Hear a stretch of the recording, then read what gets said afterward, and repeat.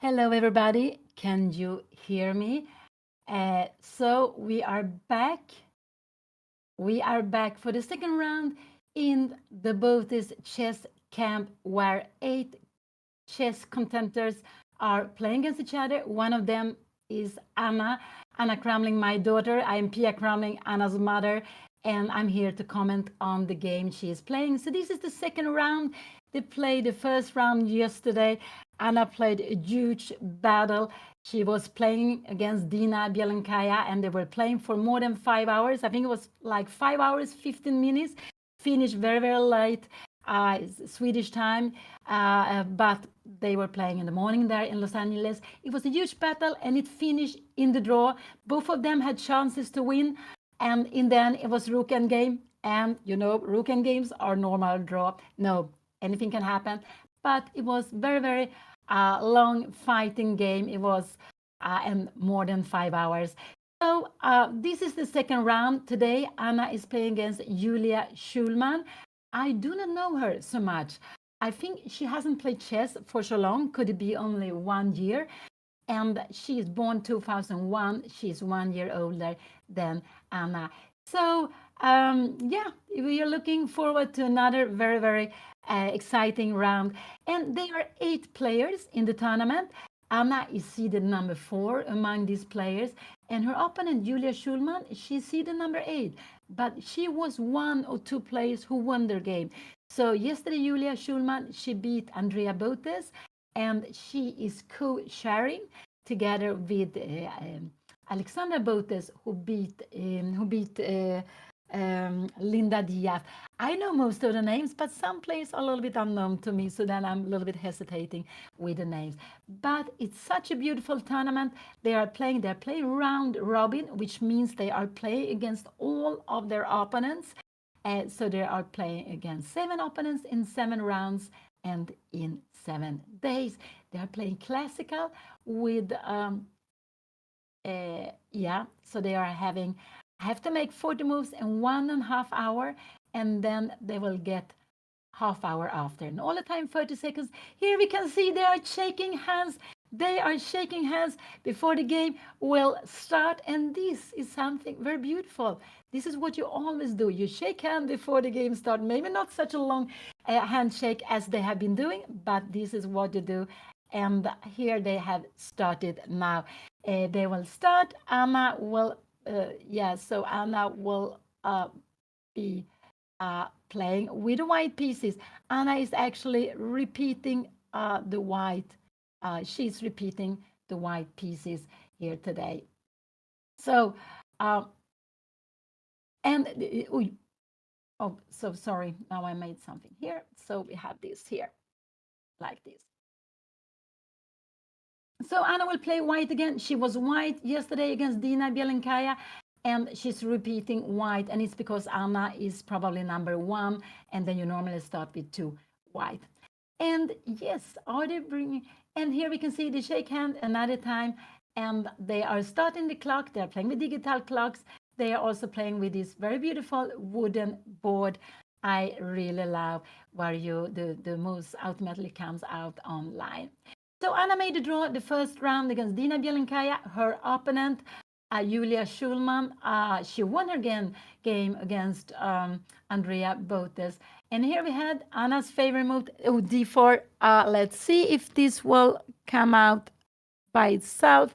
Does it work? It doesn't seem like it's working, but I will make the move. We have d4, knight f6 here.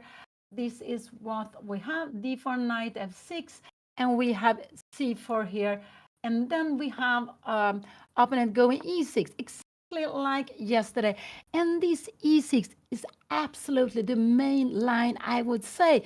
Even though I've told you this maybe lots of time, you are putting another pawn in front of this bishop.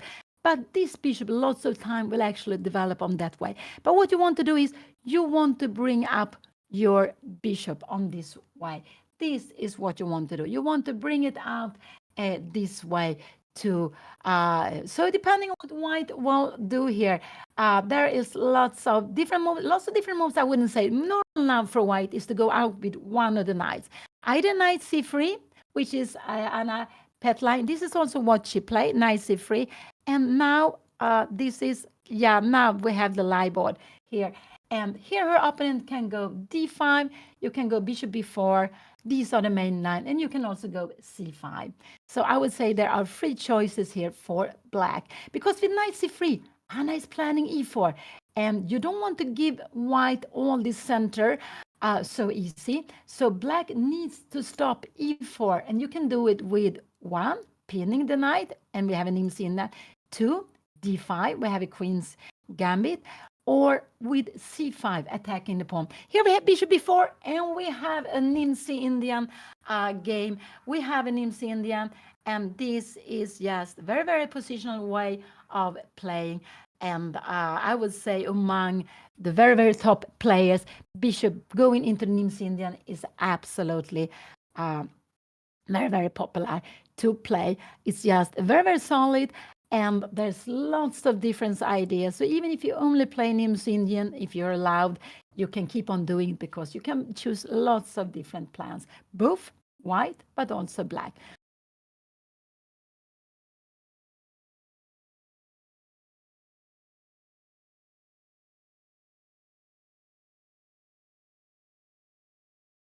And we see them, both of them, very, very focused.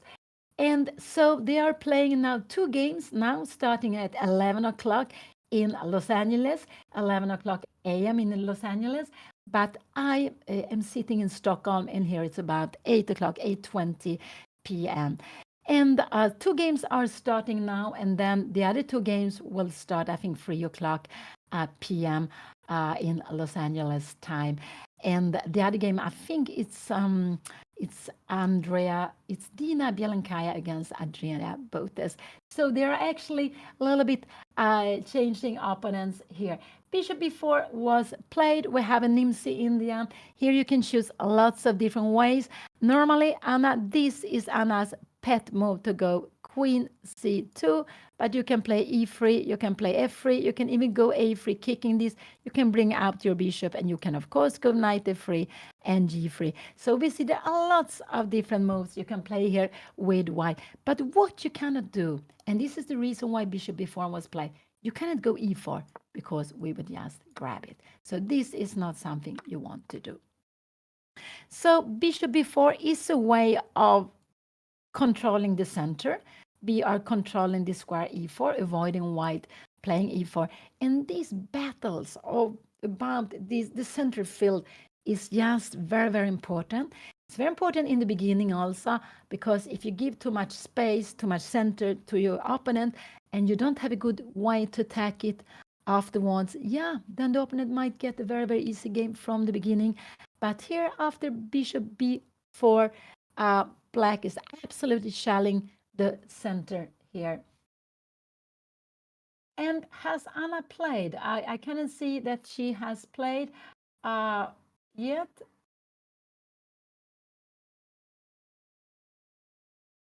Yeah. No, I think Anna will play her games at 11 o'clock. I do think so, and I do hope so for lots of reasons. Yesterday, it was very late. They were finishing close to 2 o'clock, 2 o'clock a.m. Swedish time.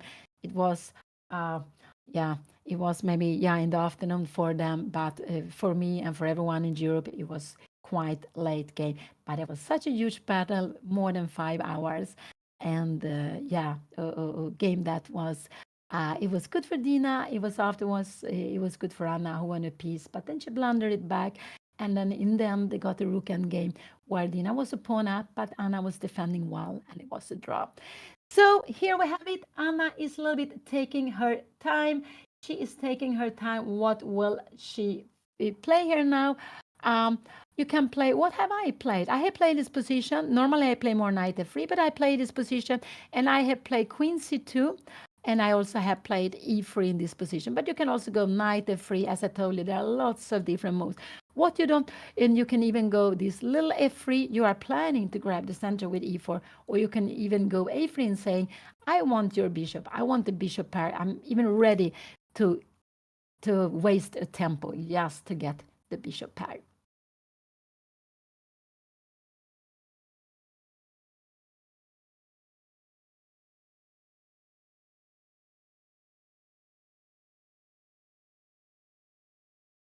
Yesterday, Anna made a draw. So yesterday there are 4 games playing each round.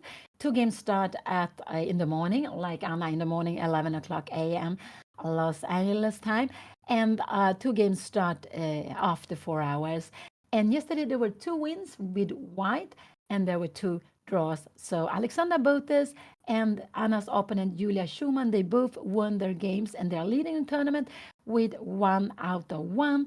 And then we have 4 players with half point and 2 players who lost their game. But this was just the start of the tournament. Lots of things going to happen during these 6 remaining rounds they will play. So they were going to play 3 more rounds, and then there's free day on. There is a free day on Sunday, and then they play the last 3 games.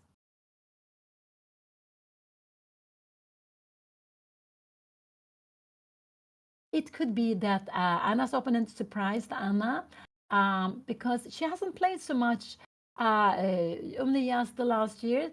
So it's maybe not so easy to have lots of games with her. And here she goes for bishop b4. And that could be actually why Anna is spending some time to make a decision what she's going to do here now. If she goes to play her queen c2, which is her pet line, or if she wants to change.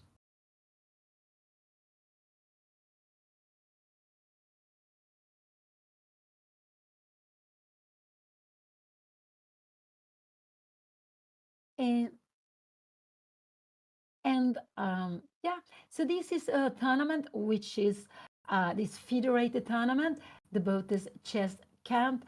And yeah, that's just very, very nice what they are organizing, because these contenders, these streamers, they are playing tournaments together, but they're not so often playing against each other. And here they are going to play against all of each other. And Anna, yeah, she hasn't moved yet, and her opponent is also sitting there. They're both very, very focusing. So there are 8 players. We have 3 women grandmaster. Number 1 is Jennifer Yu. She was the US champion 2019 and 2022. Another woman grandmaster, seed number 2, is Dina Bielenkaya, the opponent of Anna yesterday. And number 3 in the tournament, also a woman grandmaster. And here it came. Anna played queen c2, her pet line, which was expected, but she took a little bit of time before she played this move.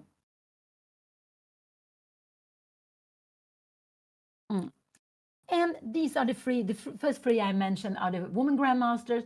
Then Anna and Alexandra Botes, they are FIDE masters. And the last 3 players, Linda Diaz, Andrea Botes, and Julia Schulman, they don't have any title yet. So very, very exciting tournament. There are lots of fighting spirit. I don't think they have this rule. In some tournaments, we have a rule. We're not allowed to make draw before 30 moves.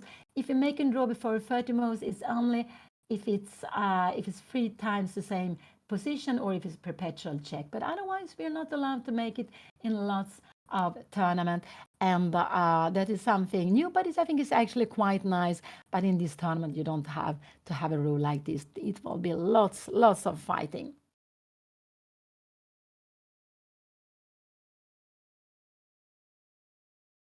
And here we have the main line, and I went queen c2, castle. And here again, you can play lots of different moves. Anna's main move is to go e4, but actually the most popular move is to go, absolutely the most popular move is to go a3. So let's see what Anna is doing. She's a bit hesitating, but I think she will go. She went a3. So Anna changed now. She is playing absolutely the main move in this position. And it's you taking the bishop. And yes, because now there is not much choice for black here. Black needs to take on c3. And why do black need to take on c3? Yes, if black goes back here, white will go e4. And we have got this move for free. We have all the control in the center. And after something like that, we go e5. And now this is not possible any longer.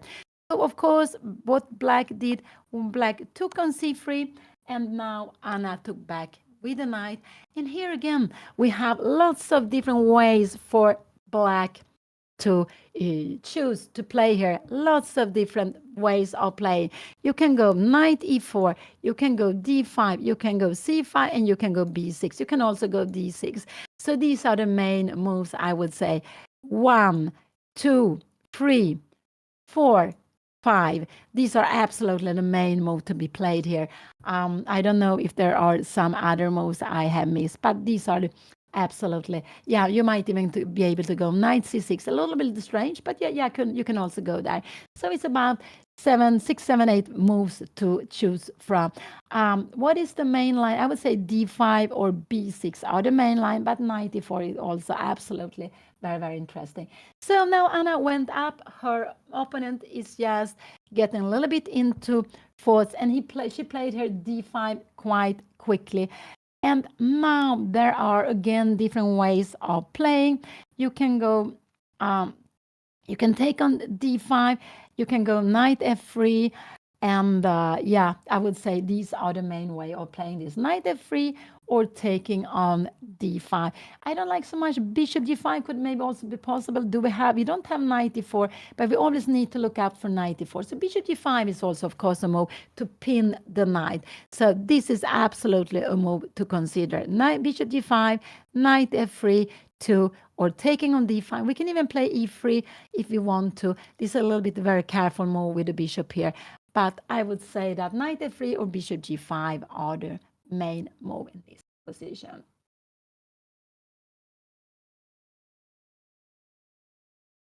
Anna, she played e3. This was a little bit of a cautious move, but she is planning this bishop will certainly come out to b2 later on after going b3 or b4. She just wants to play it very, very solid here now. And now the idea is if black can go c5 here now.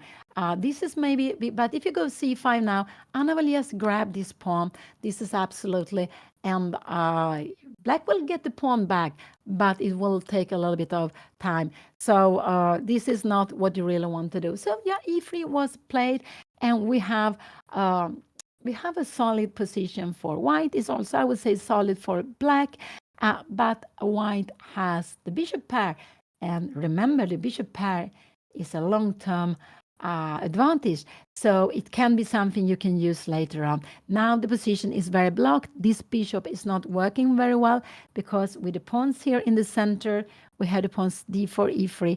They are a little bit standing in the way for the bishop. They're a little bit standing in the way for the bishop. So, but it's a long-term advantage. It could be, but of course depends on what happened. But it's something it's a static advantage, something you might be able to use.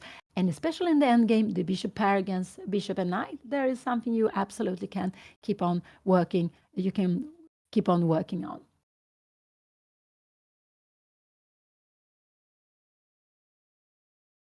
I'm not sure if c5 is the right move to play here after e3. c5 would be after knight f3, c5, I think is the right move. But it could be that c5 is also fine to be played. But Anna then quickly can go b4 defending it. So I'm not sure. Yeah, it's possible to go c5 here. You can go knight e4 here. But now we go queen c2. This is absolutely. She went b6 here.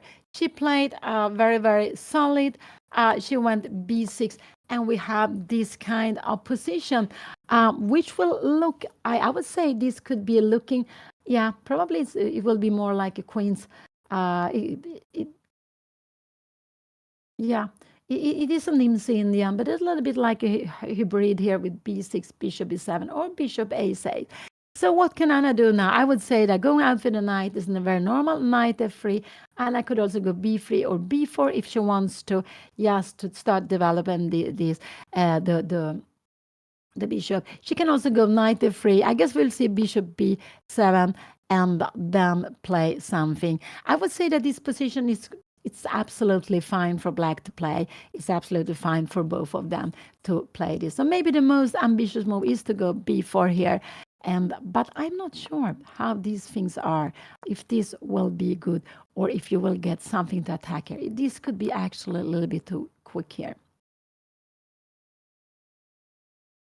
so basic. Yeah, that was a very logical move.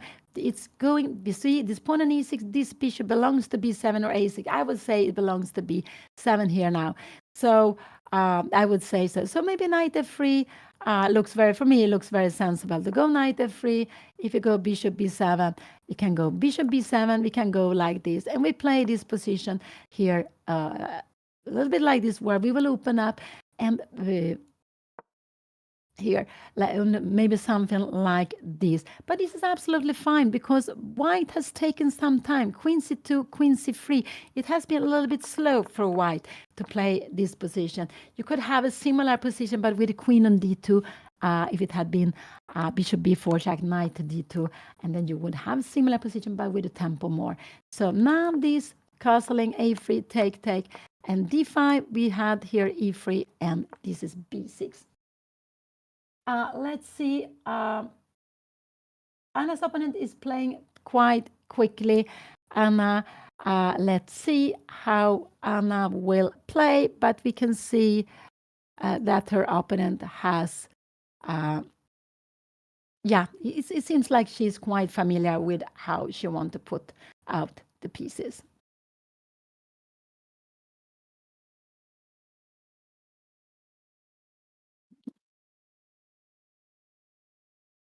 And yeah, so they're playing classical, quite the classical way of playing classical with 90 minutes for 40 moves, and then they will get half an hour extra, and all the time 30 seconds. And these 30 seconds are so valuable; they are so important in chess.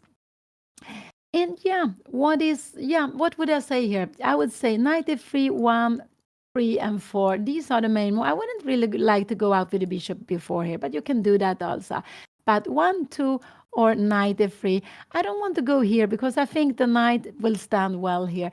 And in a position like this, I just want to say that we are not worried about playing this. This is absolutely nothing to be worried about because we have the bishop pair. Actually, this file can be used for the rook, maybe with castling and king h1, king e1, but we have the bishop pair against the pair of knight, and we know that the bishops together can be very, very strong. So that would not be anything to be worried about. So what could Anna think of? She could think of taking on d5.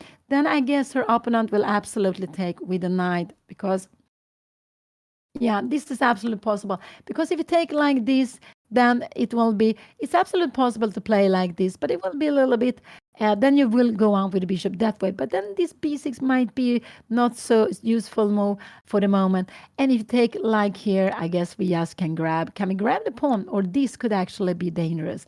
This could be dangerous. This is absolutely dangerous. So after a move like queen take d5, we will have to develop. Maybe this is a clever way of developing the piece because this would not be working. We have bishop f3 and we would be winning.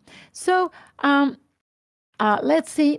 So taking on d5 is one way of playing. Knight f3 is another one, and moving these. These are the four moves I would consider. And when we're calculating, we always look at the most forceful move first. So I guess the first move to calculate is c take d5 because we are taking a pawn and we have to value how black can take back. And I think black can take back all three ways. Maybe with a knight is the most logical move, but with a queen is absolutely also possible.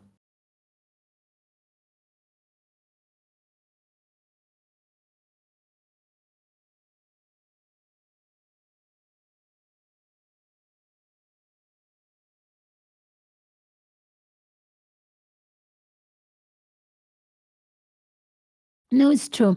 Anna her opponent has developed the knight and castle. So actually her opponent is ahead of development, and that is what makes this position fine for black, I would say. If white had developed equal out with the pieces and castle, then white would have had a tiny advantage, I would say.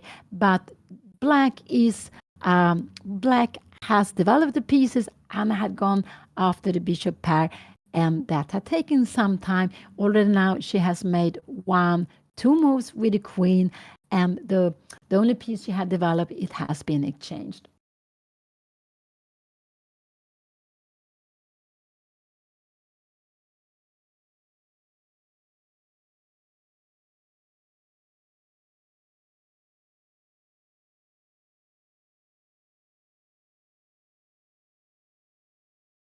So yeah, what would I play? I'm not sure. I think I would go knight f3. I think this is what I absolutely would do.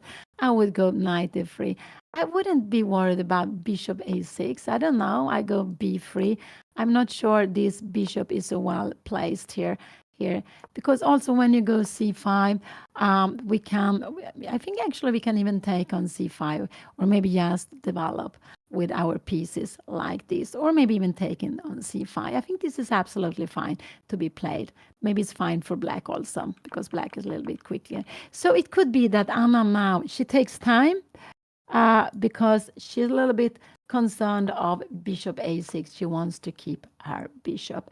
So it could be that is the reason why she taking a little bit time thinking of if she's going to take d5. But if she goes b4 now, you don't really want to go here because we will go. I think we will go b5 here directly. I think we can do this to play a position like this. But maybe. So after b4, I don't think bishop a6 is just such a tempting move. But a5 would absolutely be a move to be considered. So let's see what Anna will do. What would I guess? I would go knight f3 myself. Otherwise, maybe b3 or b4 are what I would be thinking. But I'm thinking Anna will take on d5 or maybe knight f3. These are my two guesses. The first move. There are so many first moves we can choose from. Anna and also me, I'm Anna's mother, and Anna's father, Juan Beyond. We all play d4. D4 is our pet move. I'm changing. I'm sometimes play knight f3, c4. e4, I haven't played for a long time, since I was junior. And it's because Anna's father, he really loved to play d4. So he got first me to play d4. And when Anna was brought up, it was natural that she saw her parents playing d4, that she played e4 when she was a kid. But after some time, she switched to d4. And I think when you're young, I think e4 is a very good first move because the games become more open. And I think this is actually what you should start out with, especially when you are a junior. Play e4, play all this open position. It gets more easily maybe to tactics. d4, you're a little bit stirring it to there is still lots of theory, but after e4 there could be more. But even after e4, you can steer it to lines which are a little bit less theoretical. But it's a matter of taste, e4 or d4. But when you get used to play one of these, it's easy to stick to them. But if you look at the best players in the world, you can see among the top players, you can see also the best players among women, lots of players, and also other players, lots of players, they are changing.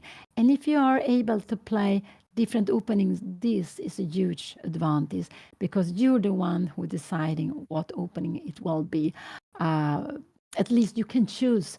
You can see what your opponent's playing, and maybe you like what opponent play against e4, so you go for e4. So yeah, if this bishop doesn't have a good future here, so this bishop should come to the b2 because there is no way Anna will get e4 in here now. So I would actually not have gone e3. I would have gone bishop g5 quickly just to annoy the knight on f6. This is how I would have played, but Anna decided to go e3 instead. But it's just a matter of taste. But it's true, this bishop needs to come to b2.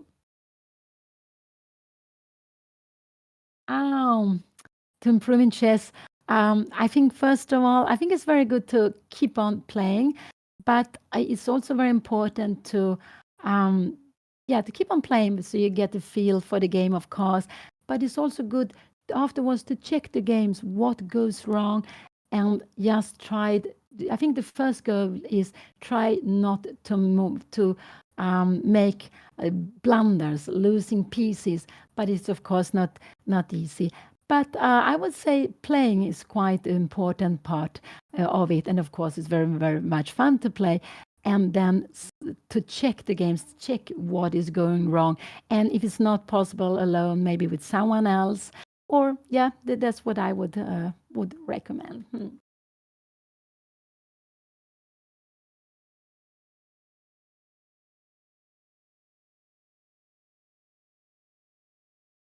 No, Anna's not looking for. Anna just steered the game into something different. She hasn't played much. I don't know if Anna has had this position before. I'm not sure. It could be she has played it for some time ago. And so she is trying to find out a plan she wants to play here. And let's see. But she needs to develop absolutely. So I would say knight f3 is just very, very natural to me to play that. And then after that, her opponent can choose to go out with bishop, bishop b7, bishop a6, even c5. But c5 is a little bit premature. No, I wouldn't do that. Before it's better to develop. So I just think developing is the most natural. But this is what happened. Anna steered the game into something she's not so familiar with, I believe. And then it takes her a longer time to find how she wants to put her pieces. And so, yeah, that will be exciting to see how she will play. No, it doesn't. This doesn't absolutely. B3 is absolutely fine move. Go on B3 a little bit careful. You want to put the bishop here on B2, but B3 is also defending the pawn on C4. So B3 is a very cautious move. I would actually maybe even prefer B3 to B4. And one reason is that white is having the two bishop pair. And this bishop, we have lots of pawn on black square. To make the bishop more active, you like to put the pawn on white square. So yeah, I would prefer to go maybe b3 than b4. b4 is more ambitious, but when you're behind in development, it might be that black will start attacking the pawn on b4 quickly. So I would really prefer to just go b3 here. But it's also a little bit my style. I'm more cautious player.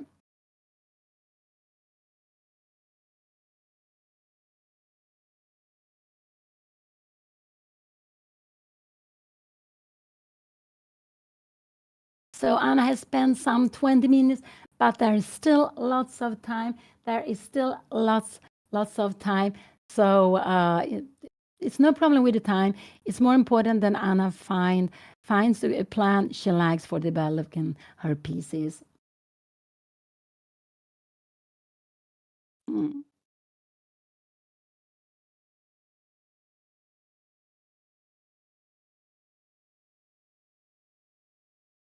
Yeah, there are lots of players who have this problem with the time. I'm one of those also. Anna also is a slow player.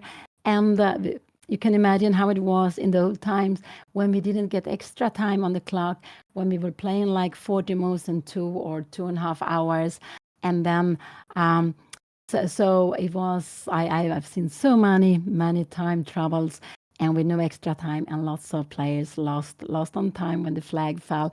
So even now, of course, we get into time trouble, but at least we have this half-minute extra, which, of course, it's very, very important, but still we feel of course the time pressure. Yeah, Anna takes maybe more time than I expected. Has she played? No, she hasn't played. It's like she's a little bit looking away, Yeah, b6 was absolutely fine move for her opponent to play because we can see the same. This bishop is hitting the wall here, so this bishop will be good on b7. It's possible the bishop go to a6 also, and if it goes to a6, it's a little bit like saying, you have the bishop pair, I want to change one bishop. And also, if we look at the pawns, we see, especially the pawns in the center, we can see that these two pawns, they are on black square, so they're a little bit in way for this bishop. So here, with these pawns in the center, this bishop is a more active bishop than this bishop on b2 is.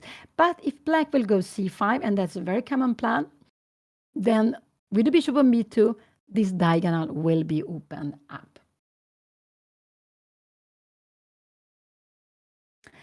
So, yeah, what more could Anna be thinking of? Of course, with the queen on c3, there might be some knight e4 coming at some moment, just to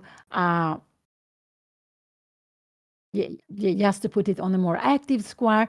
So that can always be be played by black. But there's something later on. Now black is going to develop this. This bishop will go to b7 or a6. The knight will probably come to d7. It could be c5, knight c6. But I would say that knight e7 is a very, very normal square to go with the knight, because you are with the bishop to b7, knight e7. Knight will support the pawn when you play c5. So this is very natural for black to play like this. So the black's coming moves are quite easy. And how can white choose? I would say knight f3 is very normal for me, b3 or b4, and bishop b2, and also develop. But we can also go knight f3 and just moving the bishop. But when we do it, we might lose a little bit of time.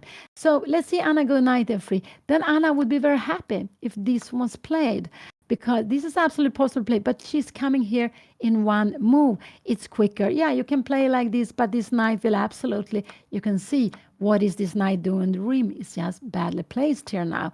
This would absolutely be completely fine for Anna, because she has gone out, she has won some time, she's ready to castle, and this knight is just very, very badly placed on the rim. So go back. But of course, if Anna goes knight f3, her opponent will not take her. Her opponent will play bishop a6 or bishop b7, one of these two moves. Let's see, maybe something like this. I have no idea. We have b3, b4. If you now come here, yeah, this would be, maybe this would be an improvement for black to play. But this is about, I would say, it's about equal, this position. Absolutely, it's about equal. Because remember, if you get an endgame, and if this bishop is coming out, getting active, the bishop is good with the pawns on both sides. But it's just very, very solid for black, but also quite solid for white. Maybe this position is too solid for Anna, actually. It's more a position that I would enjoy. I like this. I like, of course, to be active, to play for initiative, but I play lots of slow positions, and this is one of those. And Anna normally like to have more the initiative, maybe more open files. And here we can see we have all the pawns still on the board. So this is the second round in BOTEZ Chess Camp. And the tournament is FIDE rated. It's just such a beautiful tournament. They are playing with eight streamers, eight chess creators. They are playing against each other. This is the second round. The first round was yesterday. Anna played with white against Dina Bielenkaya, and Anna, she was the lower rated, and it was a game where it was going up and down. Dina had a good position after opening, but there were some mistakes coming, and Anna won a piece, but then Anna blundered a piece, and we saw very interesting and very, I would say, very good rook endgame to learn from, where Anna had to handle, to defend well, to make a draw. And she did that. She defended, and it was a draw, but it was a long game. They were playing 76 moves, and for more than 5 hours. So it was a long, a very big battle, a very, very long battle. And after the first round, there are two players with 1 point. Here we had knight f3 came, and this was absolutely very natural move. I just wish that Anna wouldn't have taken so much time before playing this very, very natural move. Knight f3 was coming. She needs to develop the pieces at least, but she is still behind, because now black will go out with the bishop, and then black will have a bishop out and castling. And this is more or less what is, because Anna has got the bishop pair, but it took some time to get the bishop pair, and then black is compensated by having a quicker development of the pieces. So, so there are two players with 1 point. One of them is Julia Schulman, the opponent of Anna today, and the other one is Alexandra BOTEZ, one of the organizers of this very beautiful tournament, this round-robin tournament, and which we don't see so often these days. I would say that in my country, in Sweden, I don't see at all many round-robin tournaments, except for the Swedish Championships, where we have different groups with round-robin tournaments. But it's quite charming, and it used to be traditional to organize it back in time, because it was easier. I don't know what easier, but yeah, in one way it was easier to make norms. You still had to score well, you still have to play well, but you knew from the beginning how many points you needed to make a certain norm. So, and of course, if you play 10 players, it's less players than if you have a big open tournament. But here we have the position. Knight f3 came. I don't think her opponent will think so long. But what will she do? Bishop b7 and bishop a6? I am not sure. But one of these two moves, I am absolutely sure that she is going to play. And knight e4, there is no point to go here because we can just come here. And now this knight will be a little bit hanging. Let's say we go something like this. You don't threaten to take here. We can go bishop d2, bishop d3. And what are you going to do with the knight? You can never take here because this would be hanging. So knight e4 would just be a mistake. Logical is we have gone b6. We are planning to go out with the bishop. Bishop b7 or bishop a6. One of these two moves should be coming. So here we have it. Very happy that the live board is working perfectly well here.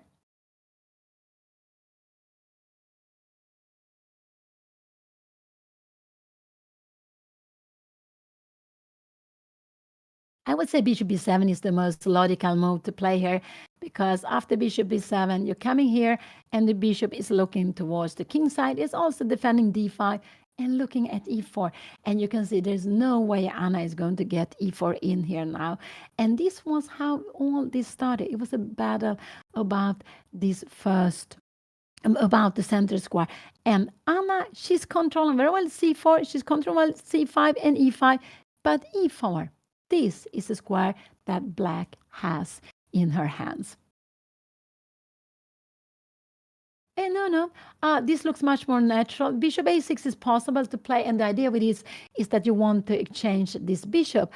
So it's, I would say it's absolutely possible to go bishop a6, but it looks a little bit strange to put it here, and it looks like yes, so much more natural to. So much more natural to go with the bishop to b7. But I am convinced that these are the two moves that black is just now considering. Anna spent 25 minutes. Her opponent only like 5-6 minutes. She has been playing quite quickly, made all these natural moves. And there will be another natural move here now, developing the bishop. Yeah, actually, when you are playing chess games, it's good to stretch to go up. Maybe I should do that also, but I'm still fine. But when you're playing games, yeah, I remember one grandmaster. He said it's so important. You need to stretch, so that's why it's good to go up. And if you don't have time, you feel you don't have time to get up from the chair, you can stretch in the chair also.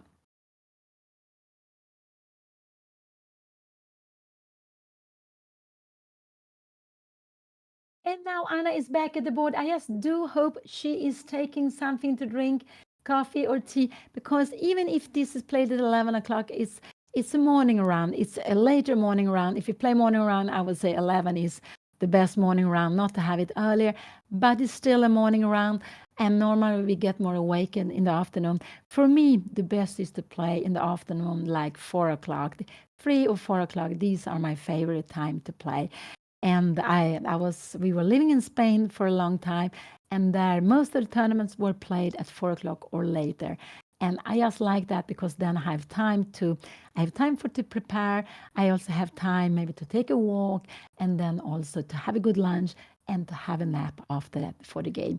So it just gives a lot of time to have a lot of energy for the game, and I also feel much more awakened in the afternoon than in the morning. But of course, they are playing 11 o'clock, and they're doing it for those of us who are in Europe, so it will not be too late.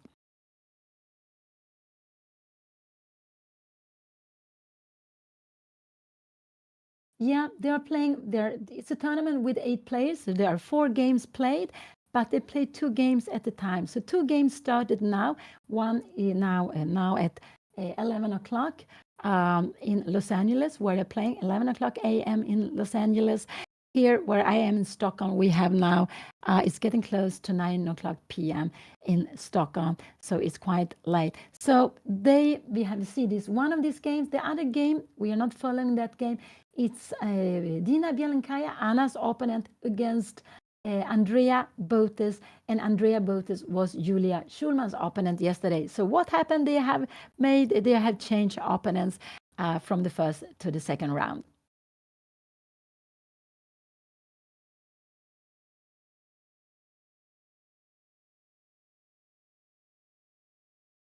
and we see both of them so fully focused. And classical chess can seem very slow in the opening phase when players take their time, but after later on there will be drama, there will might be time pressure, lots of things happening. So it might be slow in the beginning, but later on it could be that one or both of the players will have very little time, but luckily they get this extra half minute.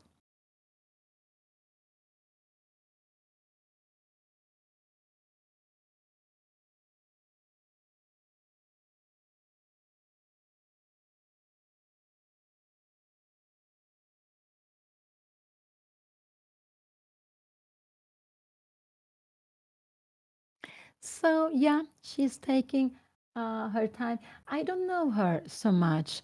I haven't seen her games, and it could also be that she has not been playing for so long.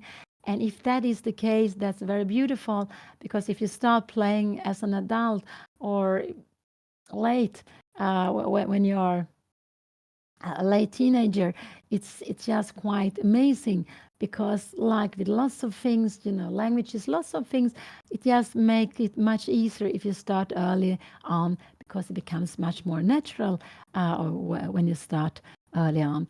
So let's see what she will decide to do. What could it be? BC could also be to go c5, but I just think c5 would be very a little bit too early, but you can absolutely play it and you take back like this. But when we could even take here now, and now I'm just wondering, but you have 94 here and now. Now she took on c4, and this was a surprise to me. I think this was not such a good plan. Anna took back immediately. She took back so quickly that I didn't have time almost to comment on the game. So Anna got out with the bishop. And now you can see black has the value 1 and castling. So the king is into safety. Anna has the value 1 and 2. And so it's about equal, but it's black to move. And now I just like bishop a6. We were looking at this, but I just like to take on a6 to bring this knight to the rim. And this we were looking at before. Remember, a knight on the rim is not something could be a good square, but here it's not a good square. So I do like Anna to take the knight and go b4. This is what I like her to do. I'm just wondering if you go something like this, b4, can we go c5 here now? This is what I'm wondering what will happen. Queen c2, what is happening here now? And we have something like, I have no idea. No, we have b5. And this position is very pleasant. Maybe we can take the pawn, but no, we don't have to take the pawn. We are just developing the pieces. And we have a very nice position where we have the bishop. Look at this bishop is coming out here. It's very active. This is not the game. This is far from the game. But I like to take on a6 because this knight is better on d7. It's better on d7 than on a6. And why is it better on d7? Because if you had a knight on d7, look here. It can go to 1, 2, 3, 4, 5, and 6 square. It has lots of square to go to. But if you take here, the knight can only go to 1, 2, 3, and 4. And actually, b4 is not possible, c5 also not. So it's just very passive here. And now the plan is c5. So I like to take the bishop. I would just say that this is the more natural way to play. Anna can absolutely go castling if she wants to.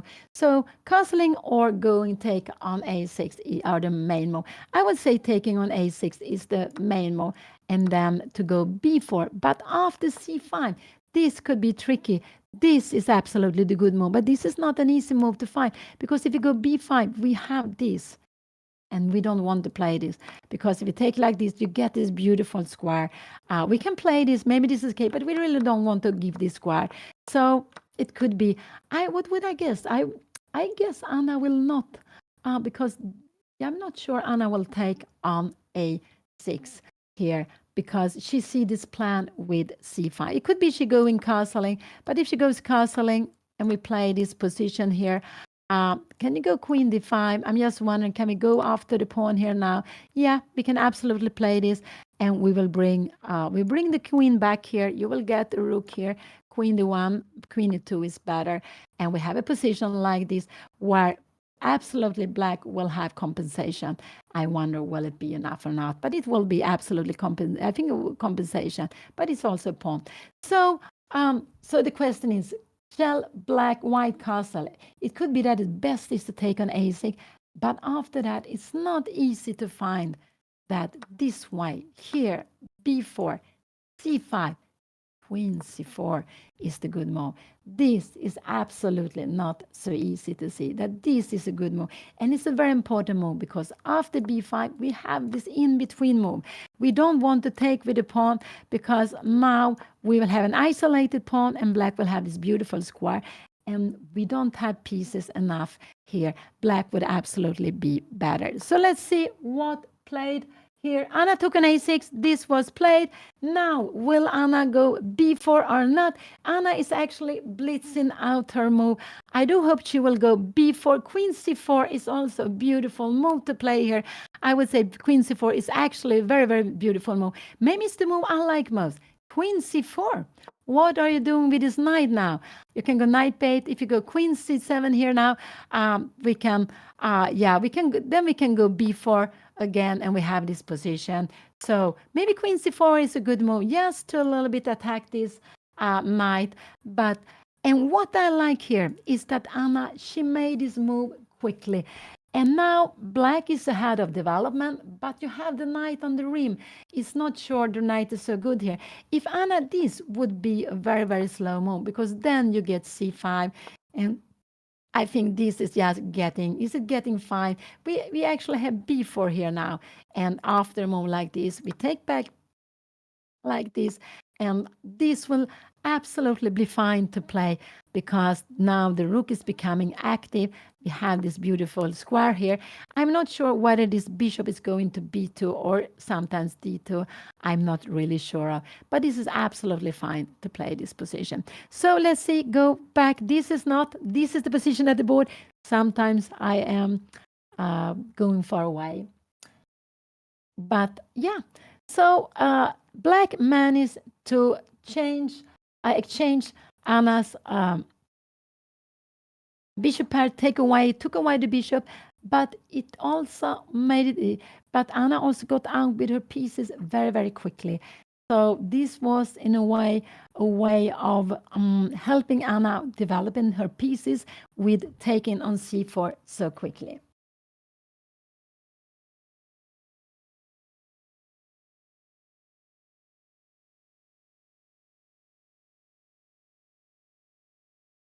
What will we see here now? Yeah, I like queen c4 actually, because we get the queen here to, and this knight needs to, probably knight b8 is the best now, and now we can b4, we can go, I think we can go castling also, or maybe even b4 here now, taking a grip of c5. If you go a5, we will go b5, and we will dream of bringing a knight to c6, not if this knight is here. But let's see, we do something, I just make something strange here, and you go here, and now you see this is the dream knight to have. I just wanted to show this, but it's very, very far away. So queen c4 is the move I like, absolutely. b4 is another move. Castling, you can absolutely go castling also.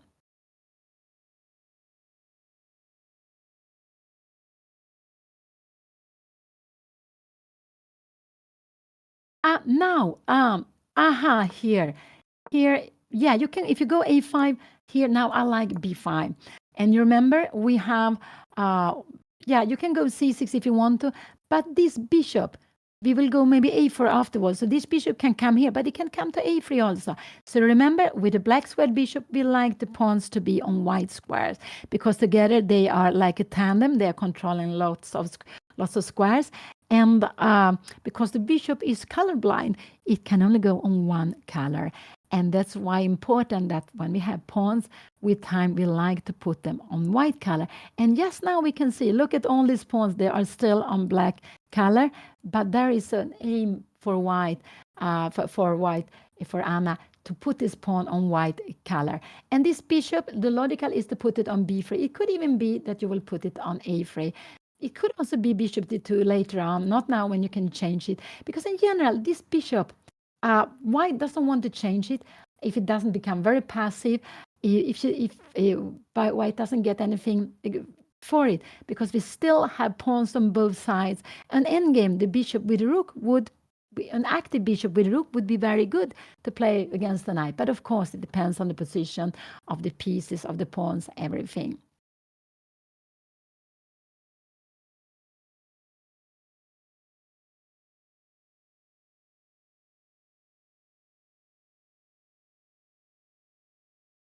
So, yeah. And but it was good. Anna did it the right way. She decided she wanted to take an a6, and she played it quickly. And I think that was nice. She played this move quickly. Now she's taking a bit of time, but it's absolutely fine to do so.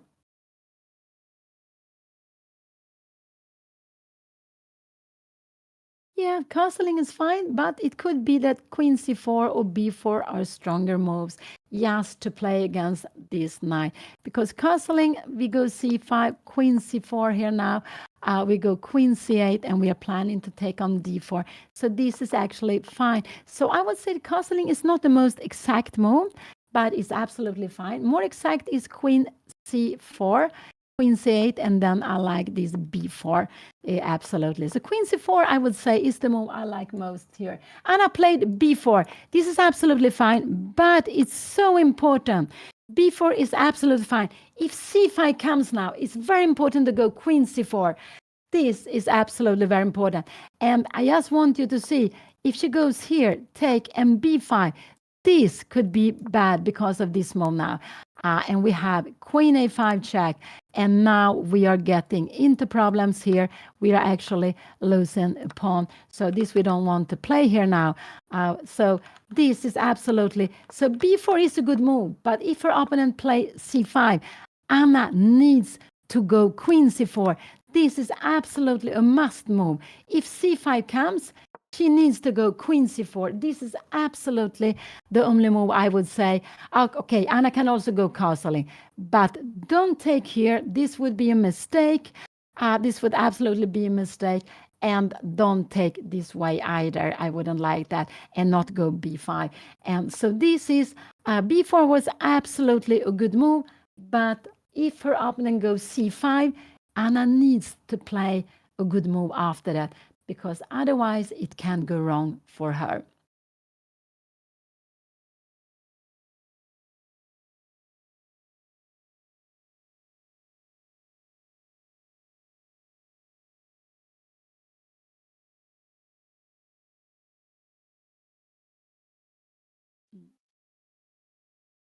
So yeah, Anna took a bit of time. Now her opponent is thinking, will she dare to go c5? I would say that for me, c5 is absolutely a very natural move to be played. What could you more do? Queen d5, could this be possible to be played? Absolutely. Castling, and now to go c5. But now this is a different story, because we have now we can go b5. This is just very good. There is no knight. If knight e4 comes, we're just moving it here, and there is no queen a5 check.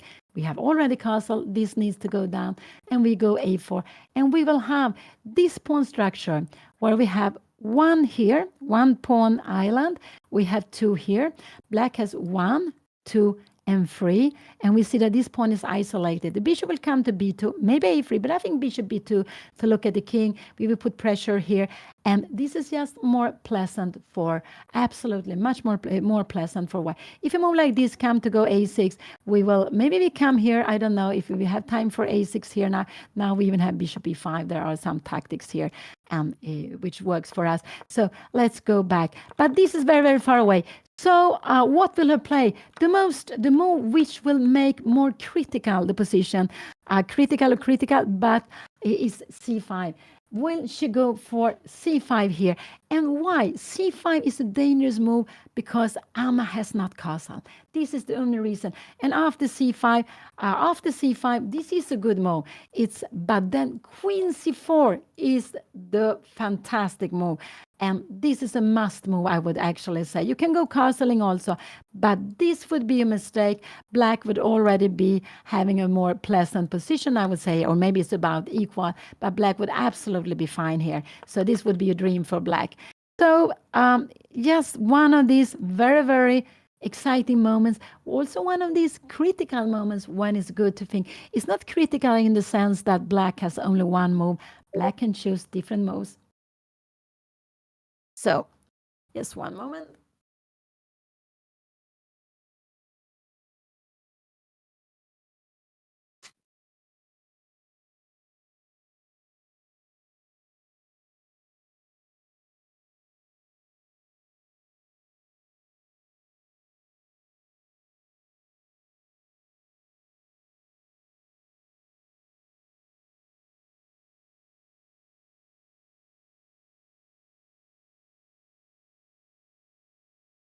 So we get a little bit more light.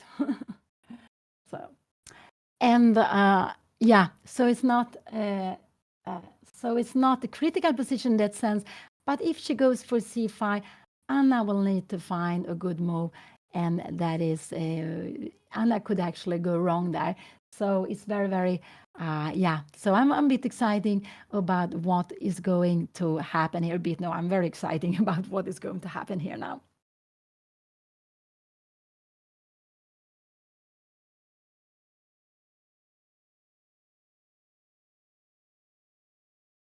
Mm.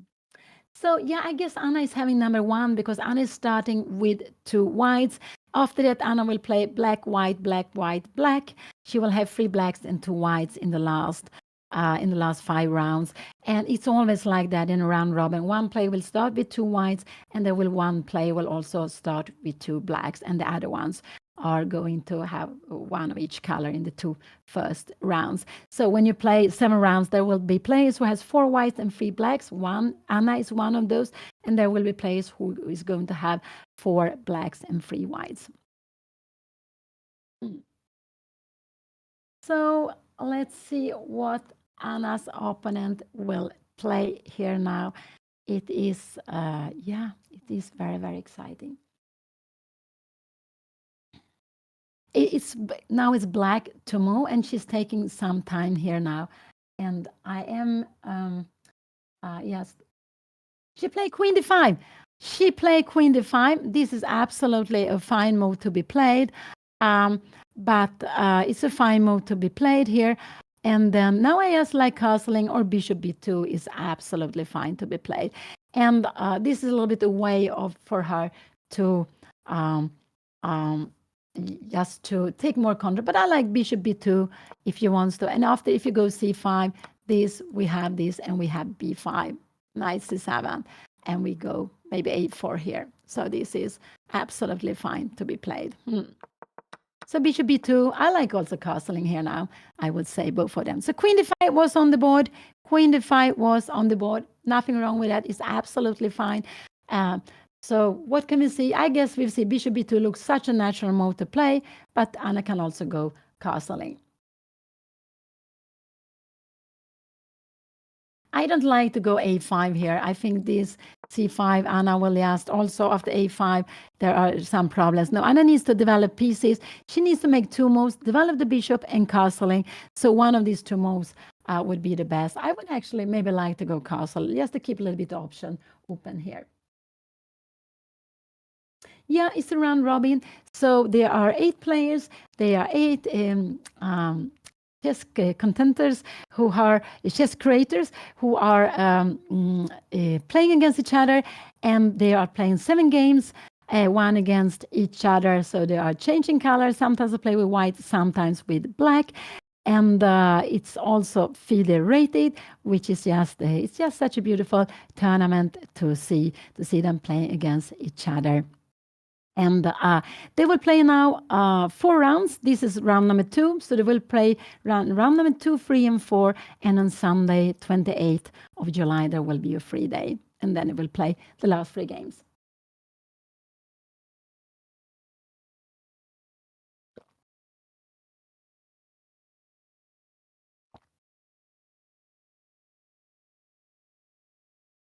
I think in chess, you can start with chess almost at any age, but any young age.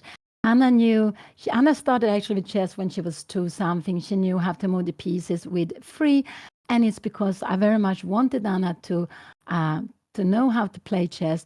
I just think chess is a very good It's good for lots of things. It's just a very educational tool. It's a lot. I just see lots of the benefits with playing chess. And of course, when I am Juan, Anna's father, we spend so much chess at the board. It's natural. We also want Anna to share this happiness we have for the chess. So I believe you can start very, very early, but it has to be playing. It has to be, yeah. And then, yeah, so absolutely, if the child is interested, you can start at whatever age you want to, but it has to be fun. That's the main thing.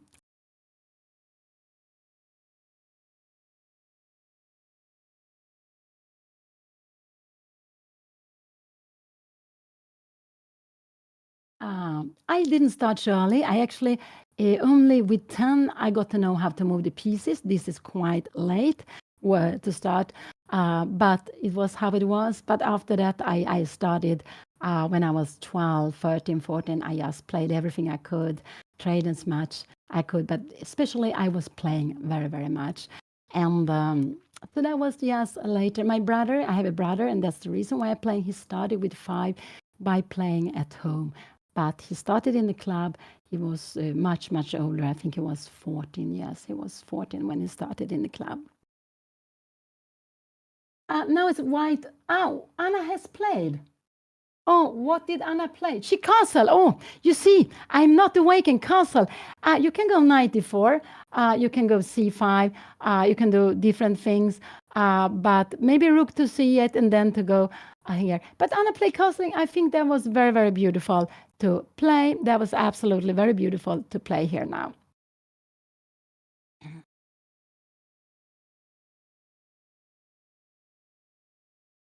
What do you expect her to play? If she plays, if white plays, black plays a rook, I expect rook a8 or rook d8. This is one of the moves I expect her to play.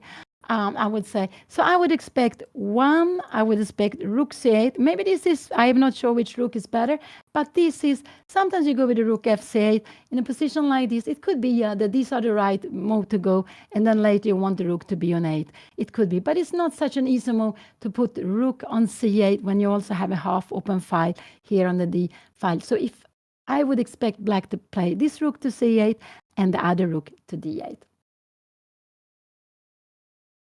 No, yeah, you can go. No, I don't like a4, b5 so much. I like more bishop b2. Let's see, we go like this, because if you go a4, c5, take here, b5, we will have this knight is coming to more active square. So I prefer not to move the a pawn, actually. This is the position castling was played. I would prefer, so if you go like this, I prefer this move, because after c5, take, now I have b5, and the knight is not coming here. This would absolutely be a very beautiful position to play. Knight c7, we go a4, and this would not be possible. Look at these pawns, and you would have, this would be winning already with this huge pawn on b6. So I prefer not to go c5, b4, a4. I prefer to just develop the bishop to b2. This is what I prefer, bishop to b2, and then one rook to c1. I'm not sure which rook, probably rook a, yes. I prefer rook, bishop b2. This is my plan, rook b2, rook c1, and rook fd1. This is how I would like to put the pieces here.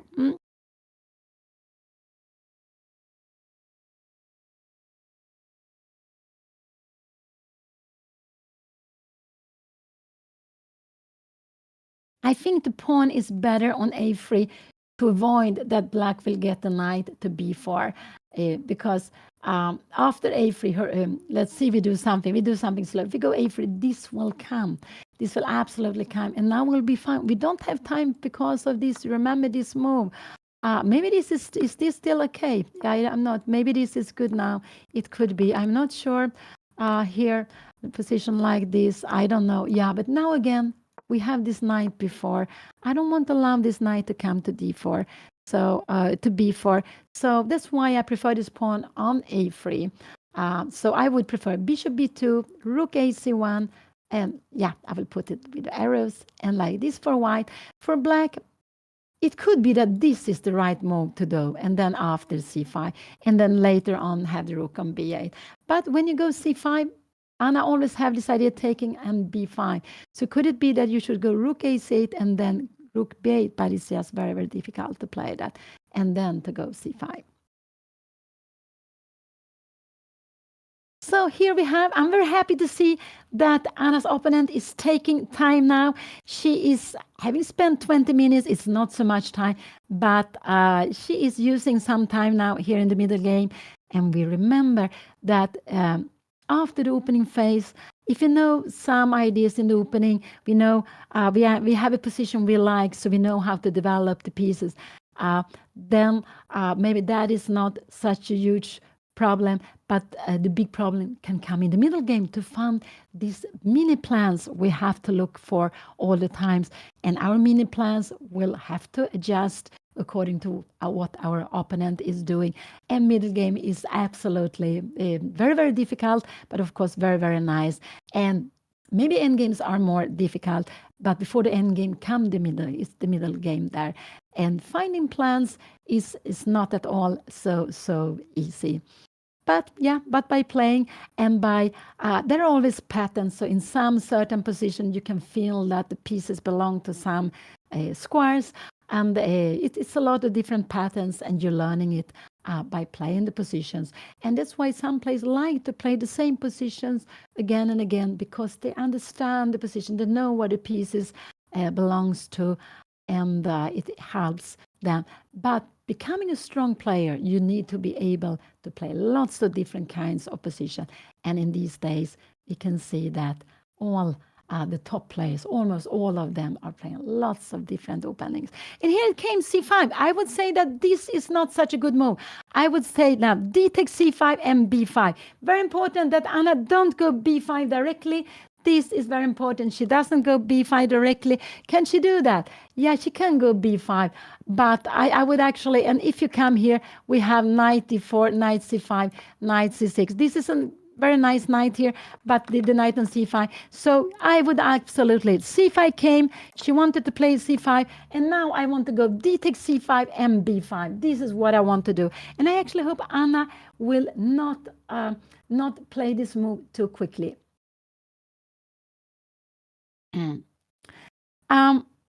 Yeah, I'm not sure 94 is doing so much, but here I do. This is the plan. I just think this plan and b5 is nice to play. Knight c7, we have a4, and here we have, you see these pawns are so fantastic. We were looking at this. Now we have even this. I was just wondering, oh, what will happen here now? Rook fd1 coming away, and we might even be able to bring in some pieces here now, but maybe this pawn will be fallen. Maybe we have some tricks playing this way, and we can see that there are some problems with the knight. This would just be a losing pin here now, and we will absolutely win the game. I would say maybe we would start with taking. This is very, very far away, very, very far away, but this is the plan I want to take. I want to d takes c5. This is just very, very good to play, because remember what I said, pawn structure, we have one pawn island, two here, two pawn islands, but black will have 1, 2, 3. This one will be weak, and these two combined with the bishop. Look at this bishop will come up here. They will go bishop b2, and it will be looking at f6 and also at g7. It will be a tremendous bishop. So I don't like b5 because black has this in-between move.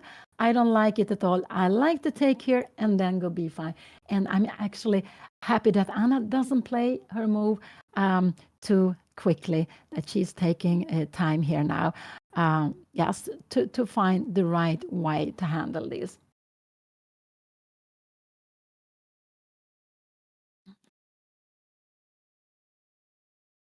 Yes.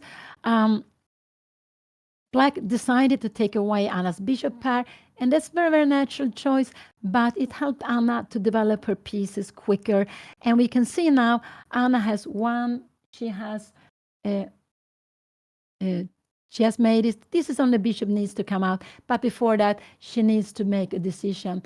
And if she takes here and go b5, she will have a very, very nice position. Knight bait might be the better way of playing, but it's very, very difficult because the idea is you want to bring it here. And now maybe we can go a4, but maybe we start with a move like this. I have no idea where the bishop is coming. I just wanted to show you that if you go here, this would be a blunder because we have this. And after this, we have a mate on g7. Now, all of a sudden, this bishop is becoming a very strong piece.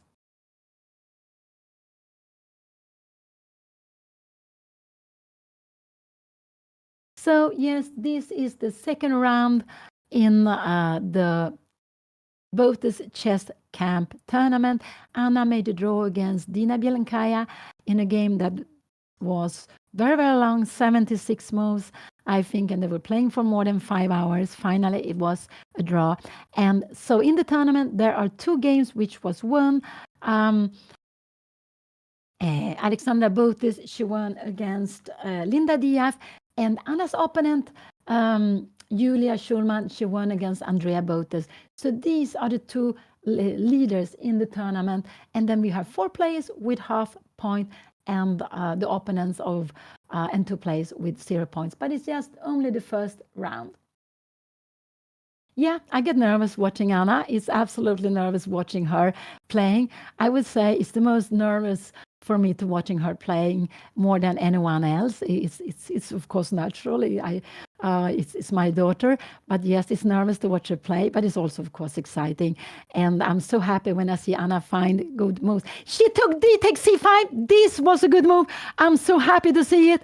And there is only one way to take it back. If black wants to take it back, you can wait if you want some moment. Can you wait? No, you can't really.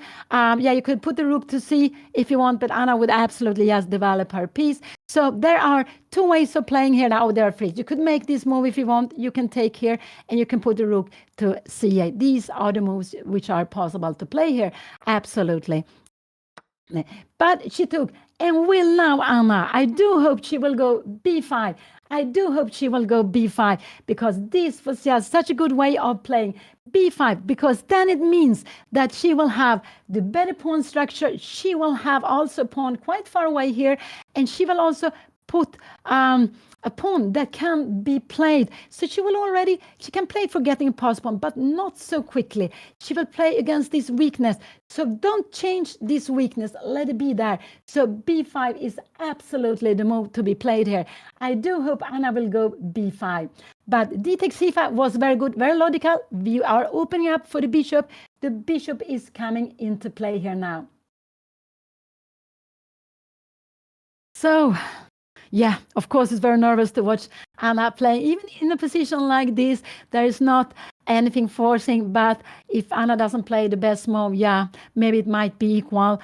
She will not be worse, but it will just help black so much. So there are lots of these moments when there are one move, you will get an advantage. Maybe one move, you will be about level in the game, and lots of critical moments. This is one I would say it's critical. If you play the right way, white will absolutely have a nice position here now. She played b5. This was absolutely very lovely to play. This is also very, very logical. Remember the pawn structure. I told you this lots of time. The pawn structure is the soul. The pawns are the soul in our position, and the pawn structure decides very much our plans, where we are going to put our pieces. I expect our opponent to go knight c7. Knight b8 is probably the better move, but because we have to look for the route. The route for knight is to come here, here, and b6.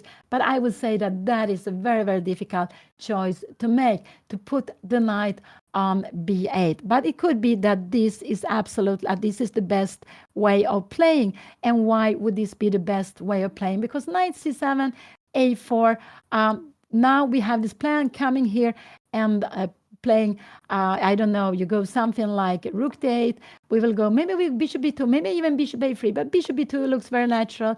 You play something like this, and we can put a rook a c1. This we will do.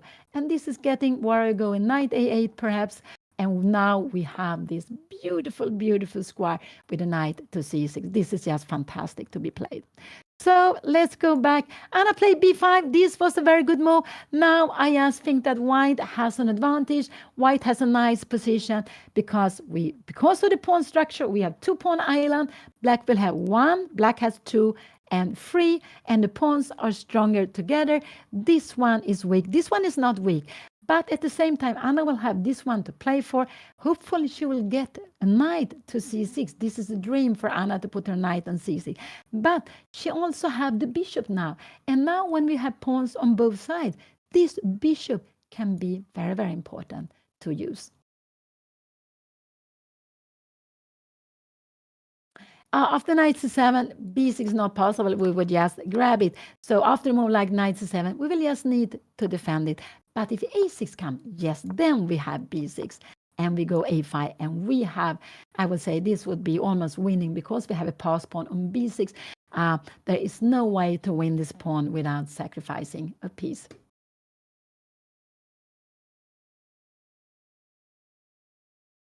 So Anna has played 14 moves. She has spent like 40 minutes, a little bit more, 40, maybe 45 minutes, a little more than that. And but she has played well here now. This was the absolutely right way of playing, putting pressure on black. And her opponent only have 3 moves, I would say. You can also go knight e4, but I'm not sure if knight e4 is so good to be played. And now we don't have knight before. This is why the pawn on a3 is very good to keep it here still. We don't have any knight before where the knight would jump in and be very active in Anna's position because the pawn is defending that square. And if you come here, we have this, and we are getting now out with we are getting out with the bishop b2, probably rook to d1. I don't know, you play something like this, and maybe bishop a3, bishop b2. I'm not sure what is better, but this is absolutely very nice position to be played here for white. So b5 was played. Anna, she went up. This is absolutely fine. I just hope she takes something so she gets more energy. The move I expect her opponent to play there is knight c7. It might be knight b8 is the best one. This could be played in between move because the queen is under threat. We need to move it away. But it's not sure that this knight is so good there because the queen needs to defend it all the time. So let's go back. This is the position. b5 was played. The knight is under attack, and it will need to move either this move or next move.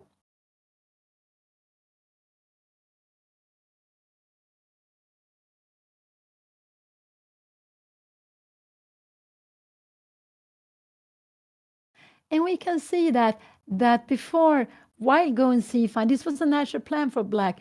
But at the same time, black also now open up for this bishop and allow this this pawn to b5. And we can see that now white will have 1, 2 against 1 here, which is very good. It's always good to have pawns more far away. In a pawn endgame, this would probably be winning, depending on the kings, of course. But a pawn endgame with active king would be winning, I would guess. It depends on the kings, of course. But it's an advantage to have a pawn more far away. But it will also be very good with lots of pieces on the board to have it more far away. And it also restricts black. So knight c7, this was the move I expected to play. It's not sure it's the best, but it was absolutely what I expected the most, a natural move to play.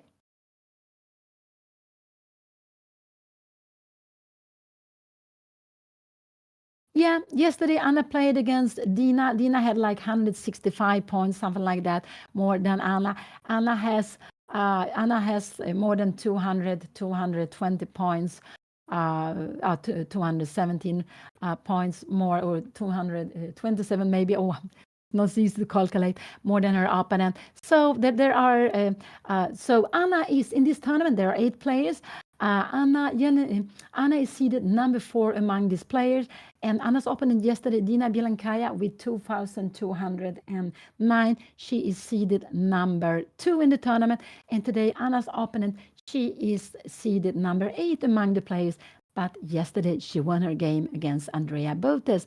So rating is telling us how we have played, but of course, it doesn't say how we will play this game, but of course it gives an idea of our level. But especially young players, they can go up and down very, very much. So, and of course, some position we might understand very well, and then we are aiming to get into them. So some players could have a low rating, but they can have a very good rating in some certain positions. And I'm always very philosophical. I try not to look so much at the rating. Sometimes I even prefer not to know the rating of my opponent.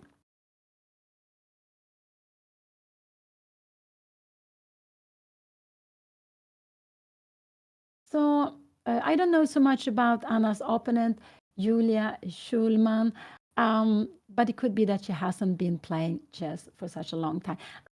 At the board, that's why it takes a little bit of time here now. It takes a little bit of time here now.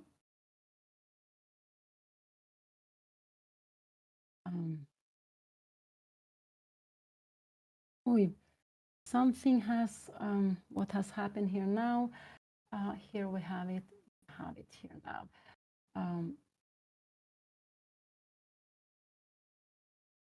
See.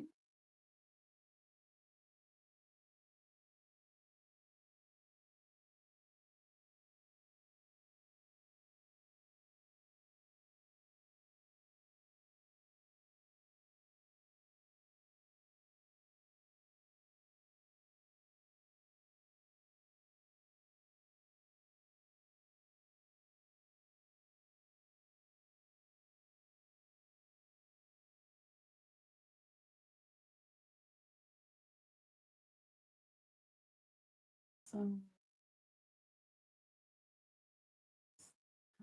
here now.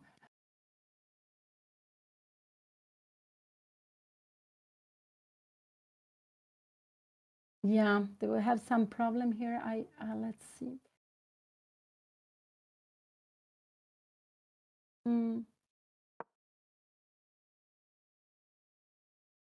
So now Anna played a4. She is back at the board. She is back at the board. I cannot. She is back at the board.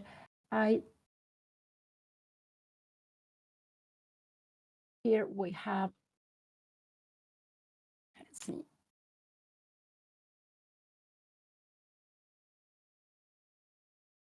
So here we have the position. She played a4. That was a very natural move to be played.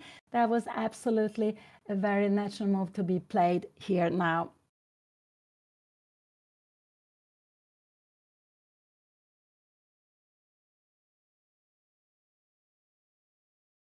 Of course, it was the only move to defend the point, not the only move, but the national move. Also because now Anna has two choices to play both of them.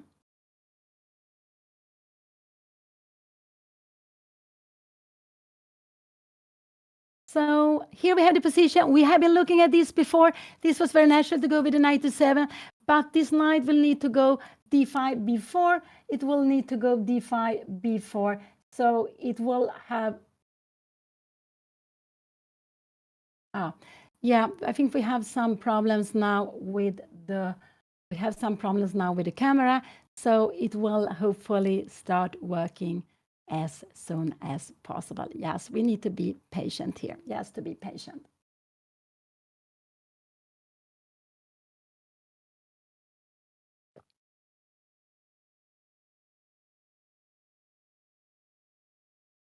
So here we have the position. Now Anna has planned going bishop e2, bishop a3 can absolutely be a way of playing, putting pressure here. I would actually not be surprised if her opponent will go more like knight e4, but it's not sure that the knight is better there. Could this be a move? Rook f8, it looks like such a very strange move to be played here, and a6. What will happen here now? I'm wondering, rook fd1, and we will just bring the here. How is a position like this? Maybe we can even go and we have some tactics on the last rank. I will just show you that there is some idea of playing for mate here. So this is very, very far away. Let's go back. Let's go back. This is the position here. So knight c7, a4 was played. Knight c8, knight c7 and a4 was played. And now her opponent is thinking Anna has just spent like, she's down to 48 minutes, but she has made 15 moves. And we can see that she seems quite confident with how she wants to put the pieces. And I'm very happy for that. I'm very happy for the plan she chose to take on c5 and then play this beautiful b5 and a4. And now, finally, this bishop, which was so passive before, will come out b2 or a3. Let's see where Anna is going to put it. b2, if you go here, this is because you want to put pressure against the king. There is a threat of mate here. Bishop a3, then it's because you want to go after this pawn on c5, which is actually quite, which could be quite weak.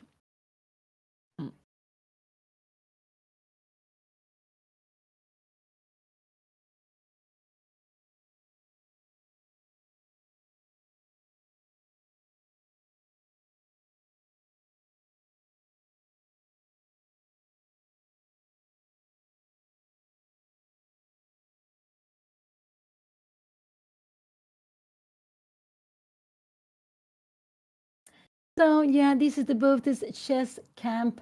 They are playing second round. Anna drew the first game.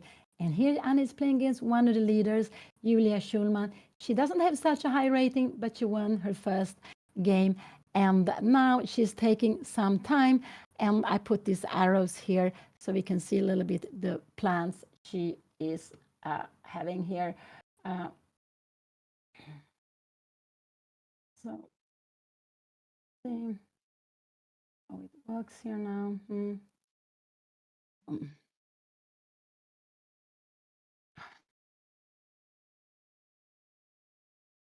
So yeah, we have a problem with the camera. We have absolutely problem with the camera. So just to wait and see that it will be organized.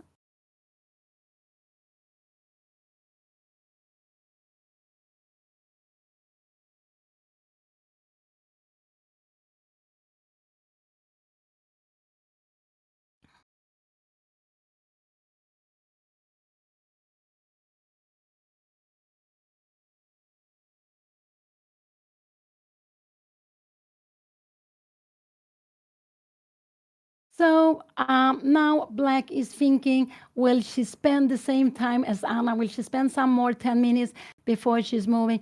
I guess 94 will be coming. Another move could be rook b8. If she goes rook b8, I think Anna will go rook a b1. I think so. This could absolutely be possibility that Anna will go rook b1.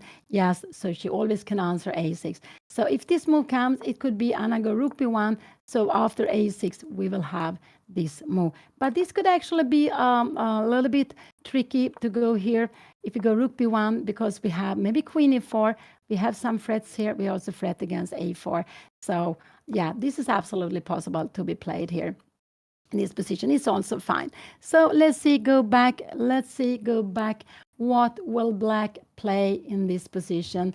I am not sure here what Black will do. Rook to d8, rook to c8 could be logical. This could be logical.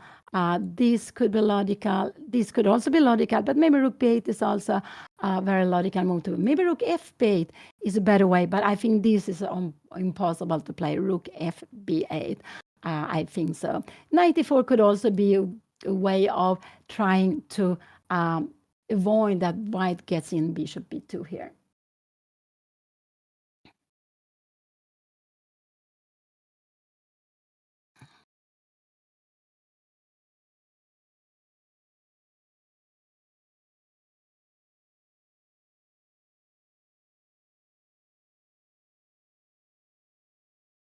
So yeah, I'm very happy for this position Anna got on the board. I like the position very much for white. I already told you why, but it's these two pawns, it's the weakness on c5 and also the fact that Anna has the bishop. And when I say these two pawns, the better pawn structure, there are two pawn islands. I said it, Black is having three pawn island, but also the fact that Anna has the bishop, which is a very good piece when you're playing all over the board. You're playing on both sides of the board. The knight is a slow piece and it's better in the center, and it's also good when it's a very close position, but also when the play is concentrated on one side of the board, or when it, like yesterday, what Dina got, she got an outpost on e4. She got a beautiful knight on e4 with Black. That was just a fantastic night. These are the dream. It was a dream square for the knight. But getting the knight to an outpost to square where it's not possible to take away with the pawn is just normally what you're very, very happy with. And if it is, in the center, or if it's in white's camp, in their opponent's camp, it could be even better.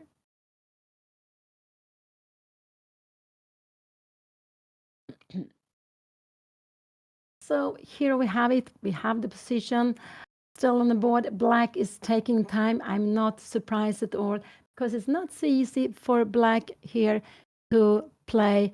It's just a more convenient position for Anna.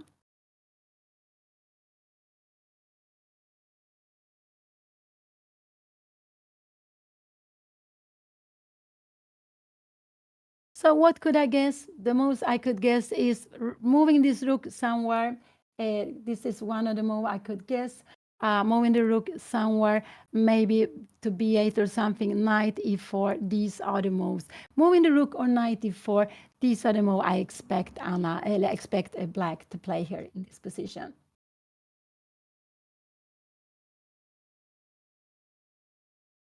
So.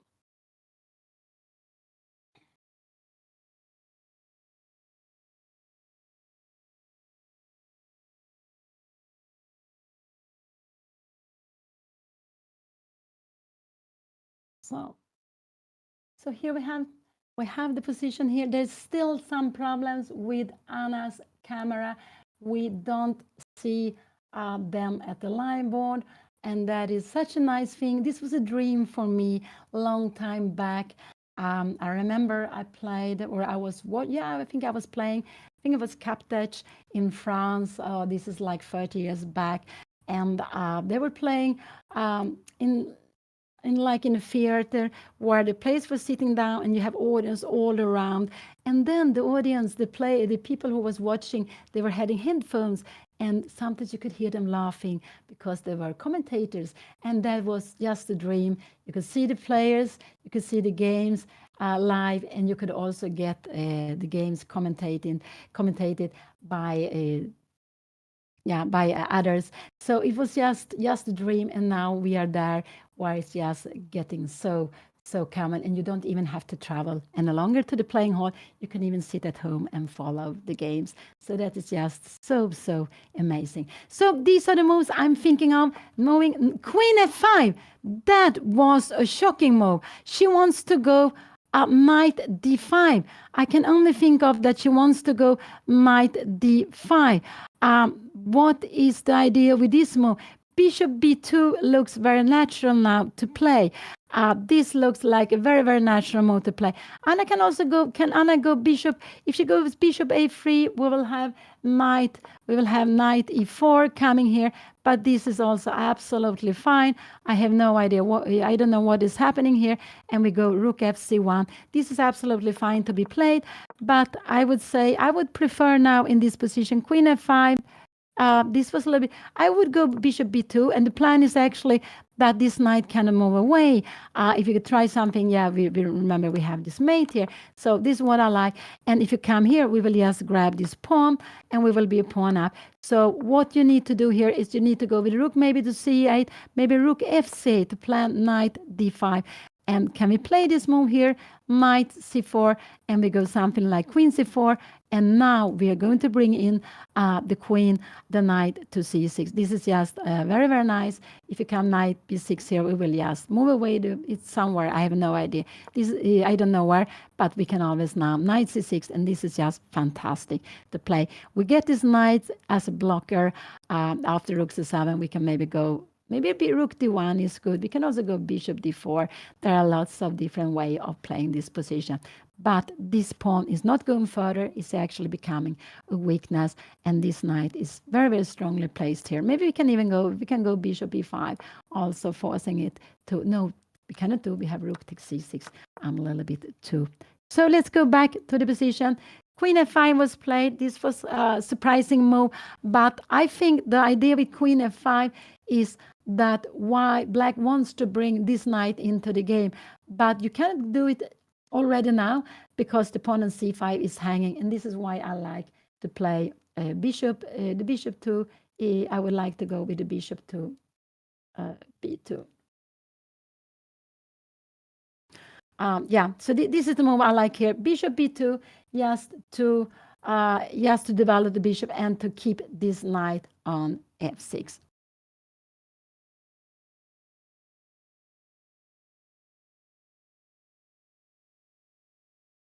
And yeah, so the logic with this move is that this knight, the best route for this knight is to come here and b4. And you see how important was that it was not possible when the knight was here to go to b4, because now the knight went 1, 2, 3. Instead of going one move, it will take so much more time. So here we have the position. Both is black. Black is planning. I would say that black is planning to get the knight to d5. And maybe starting with knight e4. But it depends on what Anna will play here now. Anna is down to 45 minutes. Here bishop e2 came. I like this move because now this knight cannot move. This knight cannot move because c5 is hanging. So now I guess what black will need to go with the rook to c8. I think if you go rook a8, is this a good move to be played? I'm not sure. If you go queen a5 here now, maybe can we start playing something like this? No, we can go bishop a3. We can also take on f6 because now we will get something back. So you don't want to play that. Let's see. Let's go back. This is position. Bishop b2 was played. Bishop b2 was played here now. So here we have it.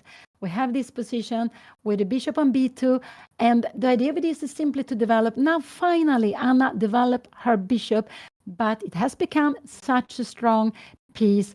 And now the bishop and queen is looking down to the king. So what am I expecting? What I'm expecting her opponent to play? I am expecting her opponent to play a rook to c8. This is what I expect her to play in this position.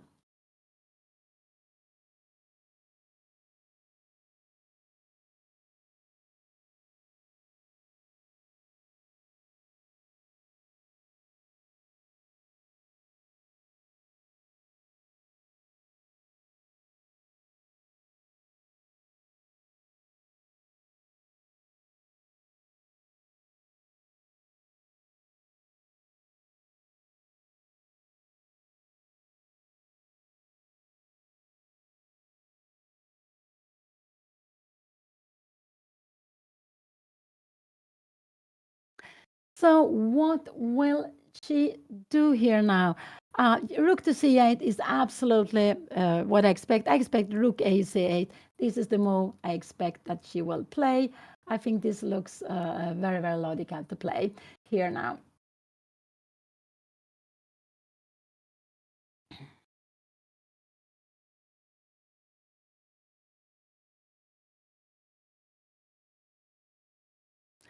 And because she wants to, this is logic, you want to bring the knight to d5. It's not possible, c5 is hanging. So this is very logical to play. And after a position like this, I like queen e5, because if you're taking here, look at this knight. You go with a knight here, and we have knight to c6, and threatening to take it. If you go queen e7 here now, we will go bishop e5. You know, this is absolutely go somewhere, and we will put the rook to c1. And here the rooks are very good, both rooks on the queen side, because everything is going to take place here on the queen side. This is a fantastic position to play. So go back. Let's see. Go back. Mm-hmm.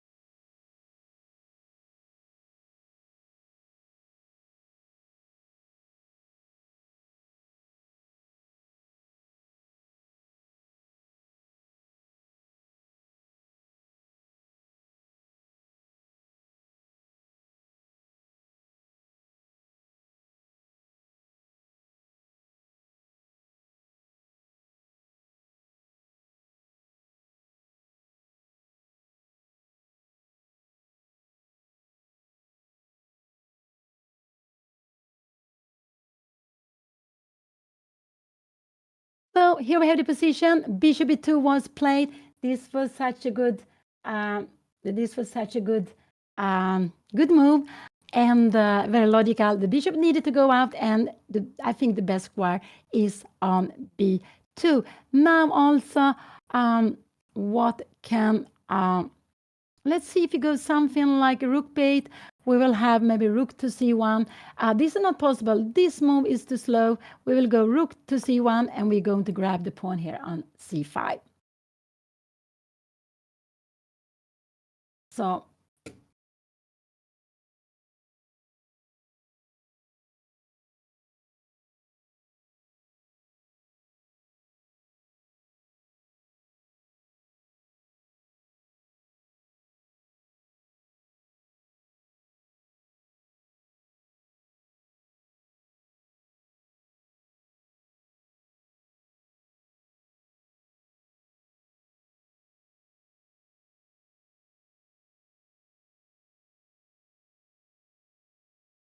So Anna's opponent is very close to Anna's time. She's very close to Anna's time. She has spent like 48 minutes. Anna is down to 45 minutes.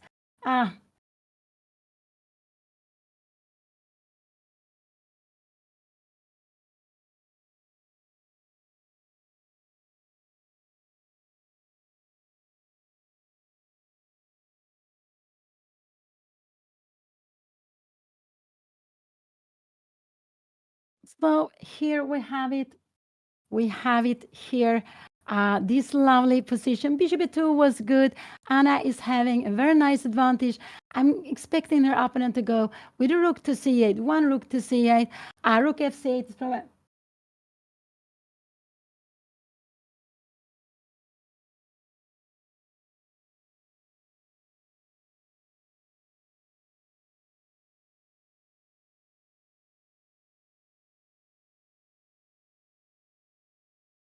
So rook to c8 is what I'm expecting, because now Anna is planning to go with a rook to c1 and just take this pawn.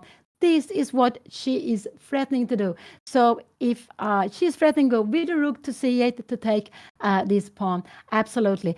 But I just want you to see, let's see if we make something like this, rook c1, rook here. Now, this would be a huge mistake, because we have rook d1, check here now, knight d1, and we take it. We need to take it, and we win the queen. So this is not possible to play. Rook c1, if you go with a rook here this way, we will just, we don't take the pawn, we will just go queen e5 instead, and this pawn is going to fall. We can see how after this here, knight e5, and we will just grab the pawn, and we will have fantastic pawn extra. Or maybe we take on f6 first. This is probably the logical way, and now we will take it, and we have a healthy extra pawn. And we have this 2 against 1, which is very, very lovely to play with. But this is again far away. Bishop e2 was played. Her opponent spending some time. Her opponent is taking some time, and I'm happy to see that. But I can understand, because it's not so easy for her to play this position. And I was just wondering, because, but I expect a rook to d8 or a rook to c8. These are the most I expect black to play here in the position.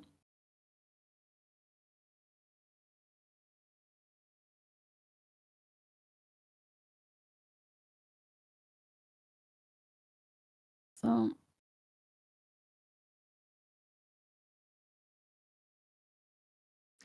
and so look at this beautiful bishop on b2 that was hidden behind the pawns before.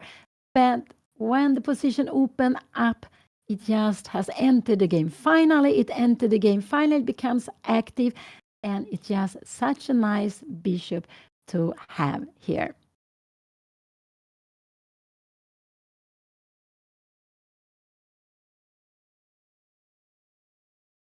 But of course, if you make a move like this, I play rook fc1, but we can absolutely just play rook ac1, and we will pick up the pawn here like this. This is just fantastic to play. So, so h6, I just wanted to show you what is the next move. The next move for white is rook ac1, I would say. You can also go rook fc1, but then you have to be careful with this trick. Absolutely. But I expect black to play rook to c8. One of the two rooks to c8. This is what I'm expecting to happen now. Now her opponent is finally having less time than Anna. She's finally having less time than Anna. And I'm just happy to see that she is spending time now in the middle game. And remember, the middle game is a very, very difficult part to play in chess. It's not easy. And she find also that the plan she had, rook f8, was coming. This was absolutely very, very fine to play. Now, knight e5 is maybe the best move, but it could be, can we go, if you go rook fc1, could this be a mistake? Maybe we have knight d5, queen e5, and queen g6. Maybe this is getting fine now. So rook fc1, rook f8 was a good move to be played here now. Now, knight e5 is a very, very good to play. But will Anna find this at knight e5? And you just want to bring it here. You bring this one somewhere. And maybe, I don't know, queen b3, queen c4. Maybe queen c4 is fine. Queen b3 is also fine. Both of them are absolutely fine. But queen b3 maybe I don't like so much. I prefer queen c4. And just so, because after, if we go queen b3, we go rook a b8. Maybe, yeah. I'm not sure how we should put our rooks here. Should we go rook ac1? Could this be a possibility? Could absolutely be fine to play like this. Absolutely. So and after rook d1, maybe. And if you get something like this, no, this is maybe not so good. We have knight c4, and this, the knight on c4, is actually one of the square. I do love to have a knight. I do love to have a knight on c4, and with these two pawns, you see, a knight is a very good blockader. It blockades the pawn on c5. It's a pass pawn, and it stopped it. But this is not the position. Rook f8 was played. That was a very, very natural move to play here now. Will Anna find the best way for her? And the best way is actually to bring in this knight. This is absolutely the best way of playing. Can she go queen e5? It's maybe not so convincing. Knight e5, but this is maybe good. You get the double pawn. So how is the endgame? Queen e5, take here. We have this position, and you're coming here, and we have the question, knight c6 or knight c4. I'm not sure. It could be, I prefer knight c4 here. I'm not sure. Knight c6 is more tempting. But we will, and after king f8, we have bishop a3, and this is getting a weak pawn. Maybe we should start with rook fc1, and you go knight d7, and we are playing against this weakness here. Why black will have to try to go b6 in some moment, but this is just a very, very nice position to be played. Let's go back. This position, rook f8 was played. That looked very, very natural to play this move. Now the plan is to go knight e5, and Anna can bring in her knight with knight e5, knight c6 if she wants to. And this is absolutely the best way of playing. She can also go queen e5 to play the same position, but in an end game if she wants to. That is also absolutely possible to play this, because there is no, if you go something like this, I guess we just can grab this pawn. You don't have any good way of, you can go here, but we will just move away, queen d4, and we are having an extra pawn. So this is nothing special for black. There's no compensation for black. So here is the position. Anna is down to 42 minutes. Her opponent play rook fc8. That was logical. She wanted to defend a pawn, but also sometimes maybe she wants to go rook b8 and go a6 in some moment, or knight d5 and a6. So rook f8, if she goes with the rook, I guess this was the right rook to put there on c8. So the two moves I like is queen e5 on knight e5. This is what I like, because knight e5 is absolutely coming now here very, very quickly. So I would prefer to play this. I would prefer absolutely to play this, have this plan of bringing in this knight. And if you come here, knight d5 is fine, and we see this pawn is defended. And after here, I don't know, taking it like this, we have, this is again quite, you can start with this move, and maybe we start, we will have this position. I guess we can take like this, and if you go c4, there's a mate on the last rank. It's not possible, But here we have a position where we're going to play e4 to take away the knight, and we have a b pawn, which is a tremendous b pawn. Let's go back. This is not the game. Rook f8 was played. Anna is thinking she is down to 40 minutes now. She is down to 40 minutes, but there's still lots of time. They have made 16 moves each. They are need to make 24 moves before they reach the time control. The time control after 90 minutes, and then they will get half an hour more. So this is a federated tournament, the BOTEZ Chess Camp. I think it's just such a beautiful tournament with these streamers, these content creators, and they are now playing against each other, which I believe they don't do so often in classical game. I guess they have played against each other, most of them in lots of rapid or blitz, but in classical, not often. So this is just very, very beautiful tournament. And we see now the second round out of 7 rounds. And they're playing round robin, which means that they are playing against all their opponents. There are 8 players. They're playing 7 rounds. And they will keep on playing now. They will play the first 4 rounds, and then they have a free day, and then we'll play the last 3 rounds. So the tournament, there are 3 women grandmasters. Jennifer Yu, Dina Bielenkaya, which was the opponent of Anna yesterday. Anna made a draw with Dina Bielenkaya, a game that went up and down, maybe started with going down, and then it went up, but then it went about equal, and then Anna was, she was a pawn down in a rook ending, but she played fine, she played nicely, and she made a draw in a very long game. So these are the 2 together with Nemo Shu.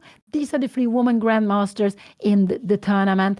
And then we have Anna and Alexandra BOTEZ. They are FIDE master, woman FIDE master. And we have them Linda Diaz, Andrea BOTEZ, and Julia Schulman, which is Anna's opponent. And Julia Schulman was one of 2 players who won their game. She beat Andrea BOTEZ yesterday, and Alexandra BOTEZ beat Linda Diaz.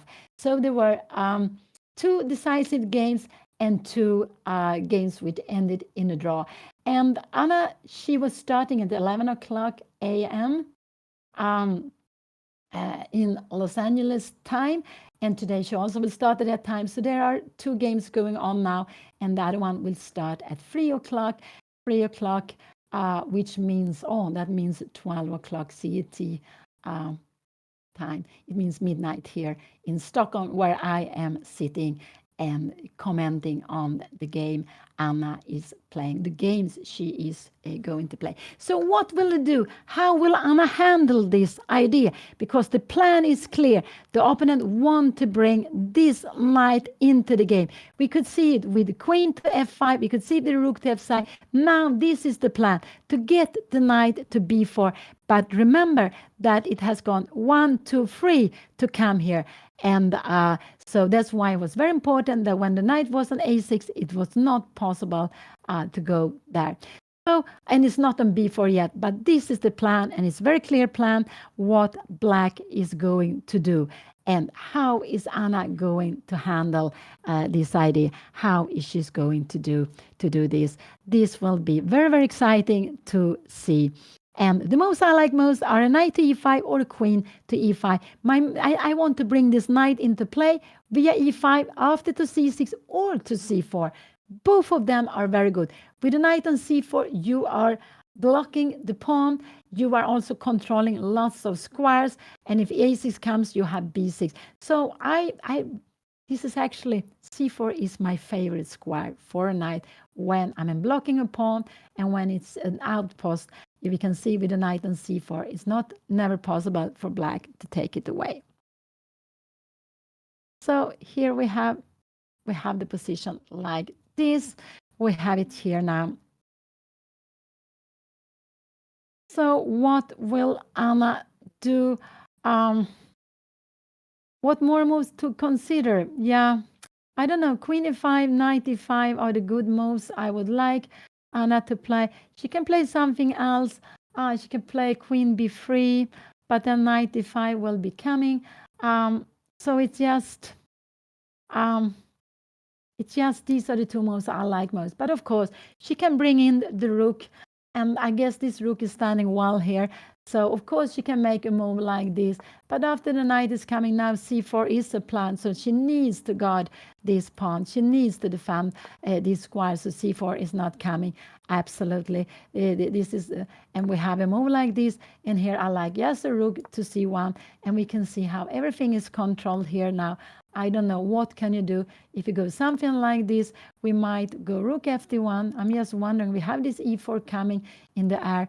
And if you go something like a6, this could be getting tricky. I don't know really what is happening here now. We're taking back, but we see this is still here.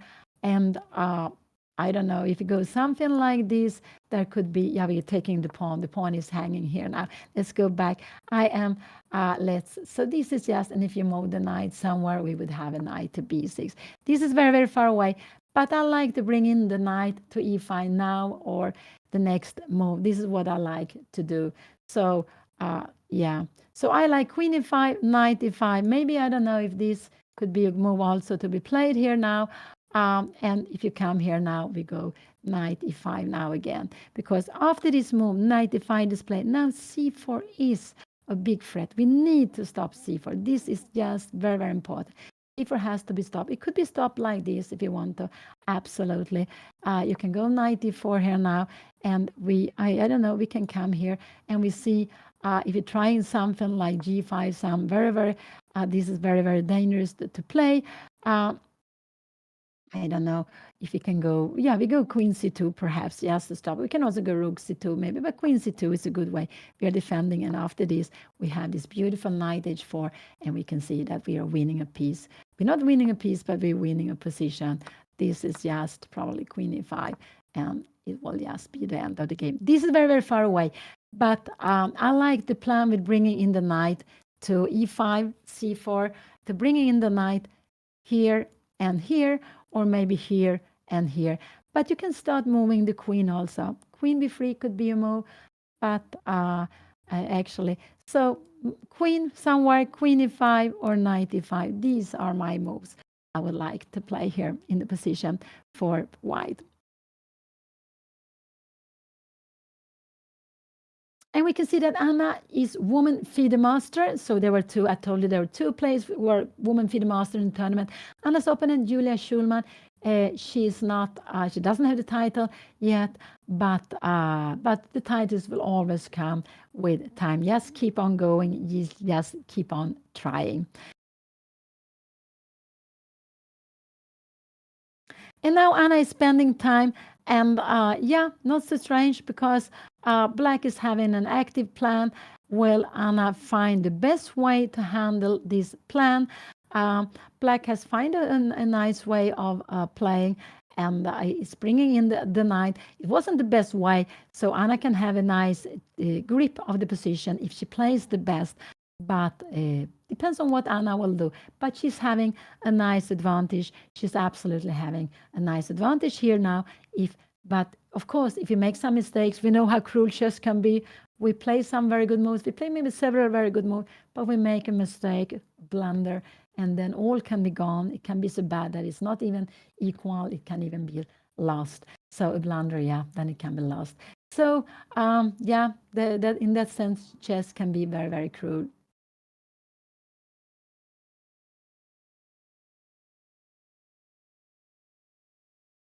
So Anna takes her time. I'm not worried about her time, not yet. I could be worried later on. She's down to 32 minutes, so it's absolutely.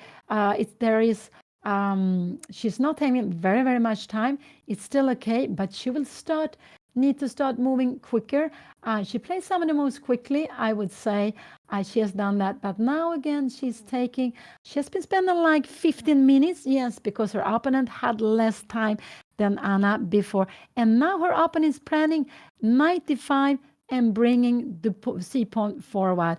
And so it depends, of course, what Anna is doing.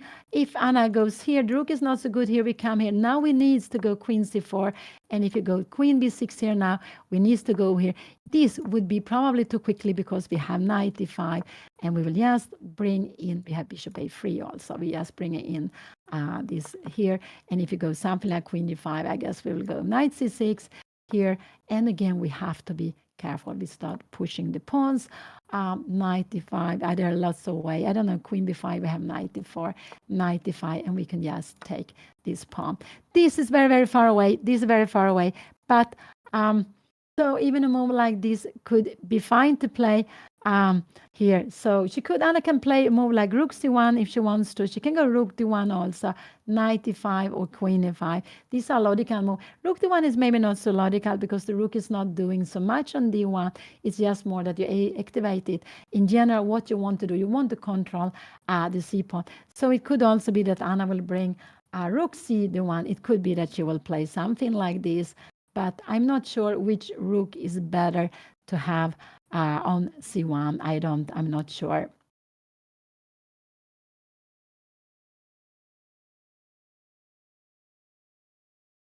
So this has been a Nimson Indian where Anna, she played the main line, she played queen c2, and after castling, she played a3, grabbing the bishop pair. So it's one of the main line, and then after that, Black had lots of different setups.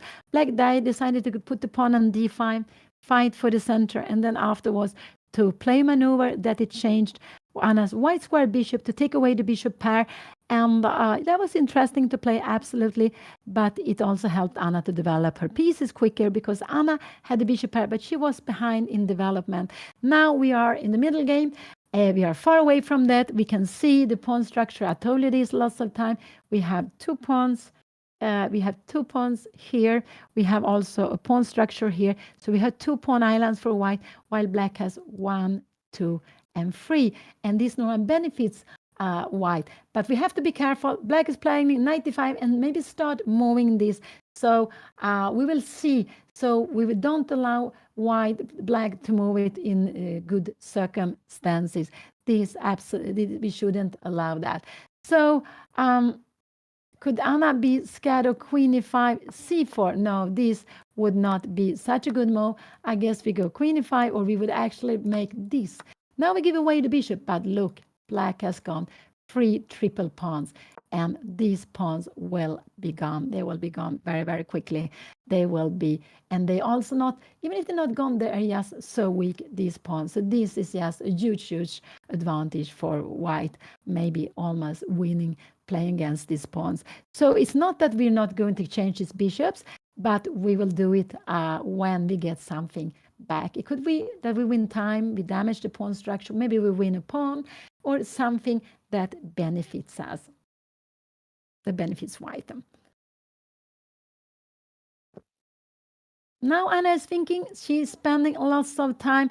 Will she find a good maneuver? I'm not so happy she's been spending now like 20 minutes. A rook c8, a rook to c8 was a very logical move that black would play. One of them to c8. So Anna played bishop e2 quickly. That was good. But now she is spending a lot of time. And that is a little bit, I think that is not necessary because we know that with little time it's easy to go wrong. And it's easy to go wrong and to make mistake, to make blunders. So it's always very important to have time.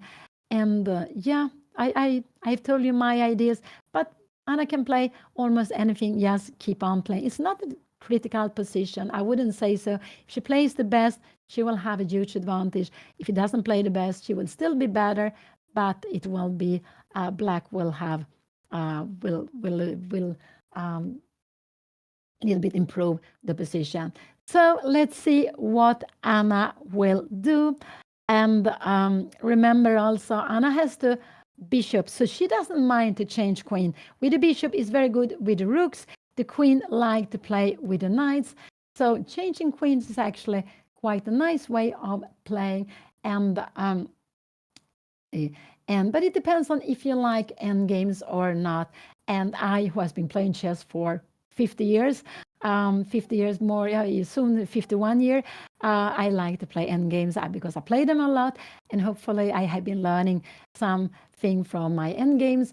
So with time, you like to play endgames because most of the time when I play against someone, I am older, I've been playing for a longer time, and it could be that I played more end games than my opponent.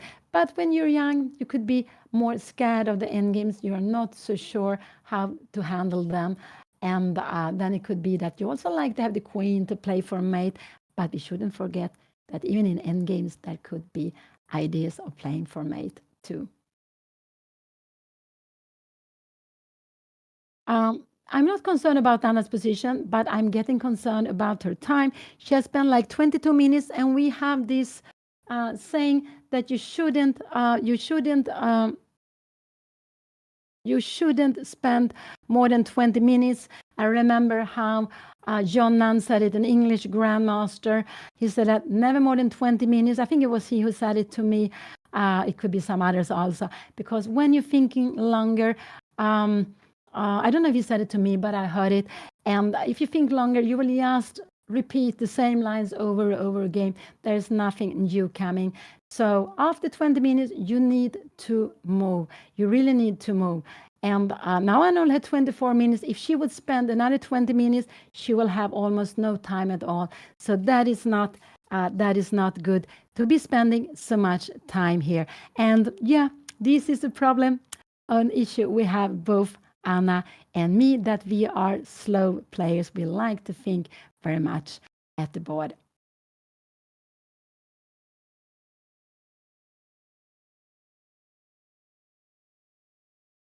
Could it be that Anna, after this 95, that she would be scared to play this position?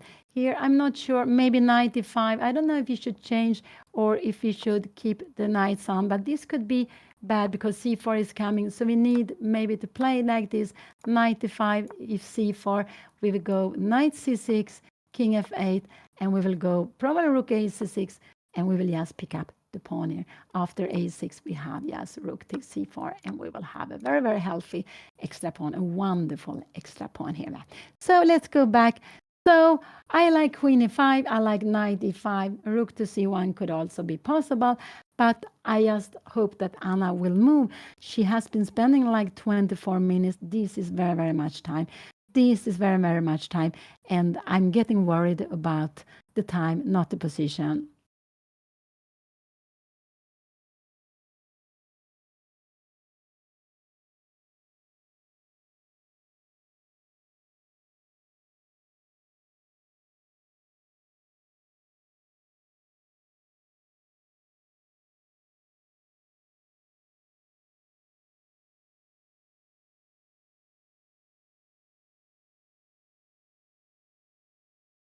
So why is Anna not moving? What have happened with her? I am just so concerned about her not moving any move, making any moves. This was just such a logical move to bring the rook to c8. This was just, yeah. She's down to 22 minutes. She is down to 22 minutes. This is very strange for me that she's not moving in this position. I don't understand this. And now I'm getting not so happy about this. I was happy maybe 10 minutes ago, but now when she has been spending 25 minutes, this is absolutely too much. This is absolutely too much.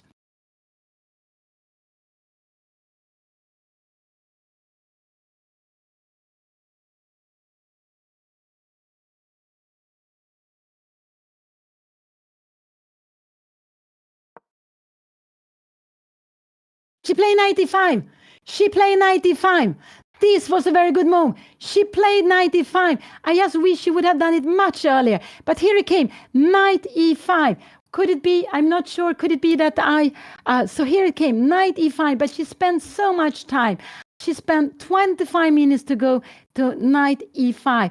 And what I guess if knight e5 comes, she can go with queen to, I guess we'll see queen b3. This is what I'm expecting. So I expect this move to be played on the board, and queen c4 or queen b3 is what I'm expecting Anna to play in a position like this. Maybe queen b3, and then knight e4 is coming, and we have rook 8 d1, because this is a threat of going knight e2. We can also maybe go knight c4 if we want to, but knight b6, you are getting a away with the knight. I'm just wondering, do we have time to play like this? No, because you're winning a pawn. We cannot do it. We can go queen c2, and after knight e2, we have this double threat. We're threatening the knight. We're threatening mate here. This would be winning, but this is not the position. Anna went knight d5, knight d5. I'm sure we will see knight 2. Now Anna is threatening to take the pawn. The only way to defend the pawn, not the only way, the logical way to defend the pawn is going knight d5. I'm quite sure we will see it. How much? I don't think your opponent will spend so much time, maybe some few minutes, but knight d5 will absolutely be coming because Anna is planning to grab the pawn. She's planning going with the knight to c6, but this pawn is in the air, and this. So with going to d5, it's not only that you go to d5, you're also doing with the attack on the queen. So knight d5, I would expect Anna to go. Let's see, knight d5. It could be queen c4. Is knight d4 something to be worried about? No, this is actually a losing move because we're going to win the knight. We are winning the knight with g4. This is absolutely not possible. So let's go back. Here we have it. Knight d5 came. This was a very good move, but Anna spent so much time, and this is what worried me, that she used so much time for this very, very logical move. There were also lots of other ways of playing, but this was probably the best move, and Anna find it. I'm so happy to see her play. I think she has played nicely here in this game, very, very nicely. She's played very slow in the opening, small moves, and after her opponents decided to go for this bishop exchange, Anna played very nicely, and we have this position I like very much for white. Would very much like to play with white, but let's see what her opponent will do here now. This would not be such a good move. I think we just go queen c2, maybe. Can we do that? Because now if you do something like that, I'm just wondering, we can go g4, and we see that this, and after knight before, I guess we just go queen b1, and we have what we had before. This knight is just hanging. We're going to win a piece. So go back.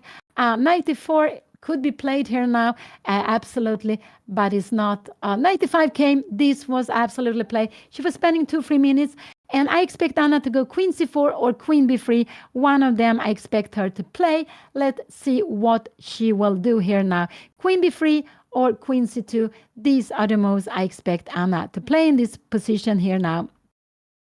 So let's see what Anna will do here now, but expect her to go queen c4 or queen b3. These are what I think very, very logical to play. It could be that this is a good move, but I would say this is impossible to play, and the idea is actually to go f3 and e4, but this would absolutely be a very, very difficult to play this move. So for me, these are natural. This or here, these two moves are absolutely natural. What did she play? She played queen a3, but this was a very, very strange move. Queen a3. I don't understand this move. She went queen a3, and now her opponent has time for a6. This was actually a mistake to play queen a3. This was a mistake because now her opponent can go a6. And okay, now Anna will go queen b3, and we are taking away this pawn here now. We're going knight to b6. This will absolutely, but okay, knight c6. We are still absolutely fine in a position like this. Now we have knight d7. But let's see. Oh, so Anna played queen a3. This was a very strange move to me. This was a strange move. Also, we have c4. We can even go c4. But Anna wants to go knight c6 here now. How is this position? Can you go? We can also go rook c1 here maybe. But then we have c3. We have some tactics. Oh, this is just getting bad. For me, this was very important to control c4. So queen e3 was a mistake, I would say. I don't like this move because one is you have c4. This is a good move to be played here. I guess so. Maybe it's not a good move, but it's a possibility. No, the best move is probably a6, and you are changing the pawns because knight b6 now is no problem. We will go a5, and we will kick the knight. There's no point to go in there. But you have a6 now, and now we threaten. And if you take like this will absolutely help now. This will help, I would say. Maybe not. Maybe it still is fine. you are coming here, and we have rook takes c5 because we have a mate on the last rank. I will just show you like this, and we have this mate here on the last rank. So we always have to watch out for this. But queen a3 was not the logical move to me. The logical move for me was to go queen c4 or queen b3 to control c4 square. So queen a3 came. That was absolutely a bit of a surprise to me. But Anna's plan is she wants to go knight c6 and pick up the pawn. So if you come here, Anna will go knight c6, and she wants to take the pawn. If you go c4 here, I don't know if you can go even f3 in a position like this. We are planning to go e4. I don't know. Can we go here like this? And we have bishop c1. And again, we are planning e4. This is absolutely getting fine for white.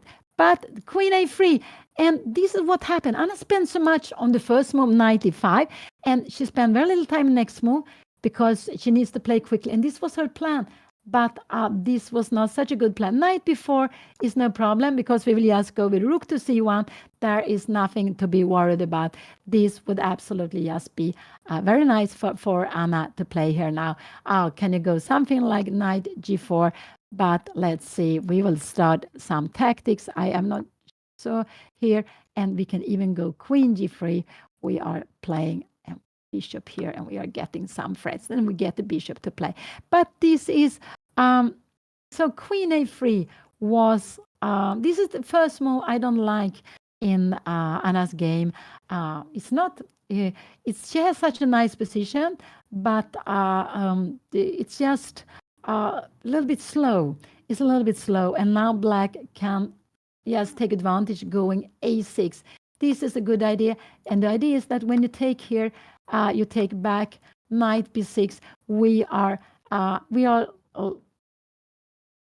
now a little bit. I don't know if we should go rook a6. Should we change the rook here? I'm not sure. Maybe we should go knight to c6. It could also be possible to play this. But we have knight fd5, and this is lots of tactics here now. c4 is coming also. Rook ac1. So we can maybe go c4, and we can even play. A position like this with exchange. Less, but a tremendous position. So we have exchange, but a pawn for it, and a very good. So queen a3 came here now. Will her opponent play the best? The best is to go a6, I would say. This could be very tempting. Knight b4, rook c1 could be very tempting. Putting next knight here. And if we don't have f3, because knight c2 is coming, and now maybe we go rook f1. We have this e4 coming, this idea. And maybe you can go something like this. And now finally we'll need to bring back the queen where it belonged to. The queen is better on b3. And maybe now a6, can we play something like this? And how let's see here. This we have. This is very, very far away. This is so far away. But the queen doesn't make so much harmony on a3. Anna wants to play two moves, rook c1 and grab the pawn, or knight c6 and grab the pawn. But black is black to move. So this was a little bit surprise to me. I would have loved to go, she didn't want to go queen c4, but I thought this, but I would have gone queen c4 or queen b3. I think I would have gone queen b3. That was absolutely, that was the most logical move for me. So here we have the position, but also Anna had spent lots of time, so she needed to move. And she made this queen a3 quite quickly. This is what she had been planning before. Now c4, we are not, we have to be careful. There is a threat of c3, but we go knight c6. This is very important to play, very, very important to play. Remember this, c3. Now we will actually get some problems here. I don't know how we can, what will happen, but this could this be a little bit, we will have some, we lose exchange. You see, I'm so here, because after rook here, we will just grab it here and queen take e5. So this is a threat. So c4 could be one of the moves her opponent will play. What would I expect? I would expect 1. I would expect 2 c4 or knight b4. These are the 3 moves I am expecting black to play in this position. It could also be knight e4, but this is not so logical. One logic with this is also that Anna, with the queen on c4, e4, there would be a fork with a knight, knight e4, knight e2. She wanted to stay away from it, but there was absolutely nothing to worry about. I would have loved to control this pawn. I don't want it to move further. It's not such a strong move here. It's not the best, but it could be. But I would have stopped it with queen b3. This would have been my move to play it in the last position. And free, but she played it quickly because time is also a part of the game. Time is absolutely also part of the game, a very important part of the game. Her opponent is spending time now, and the moves I am expecting is 1, 2, and 3. These are one of the moves I expect her opponent to play. What more could she do? She could also go something like knight e4 if she wants to. This could also be a possibility to play here. If she go knight e4, but then maybe Anna could even start kicking this knight. So knight e4, I believe could this be a mistake? Can we go f3 here now? Knight e2, and we can even go e4. This will just be winning material. So knight e4 is not possible to play. This would be a big mistake.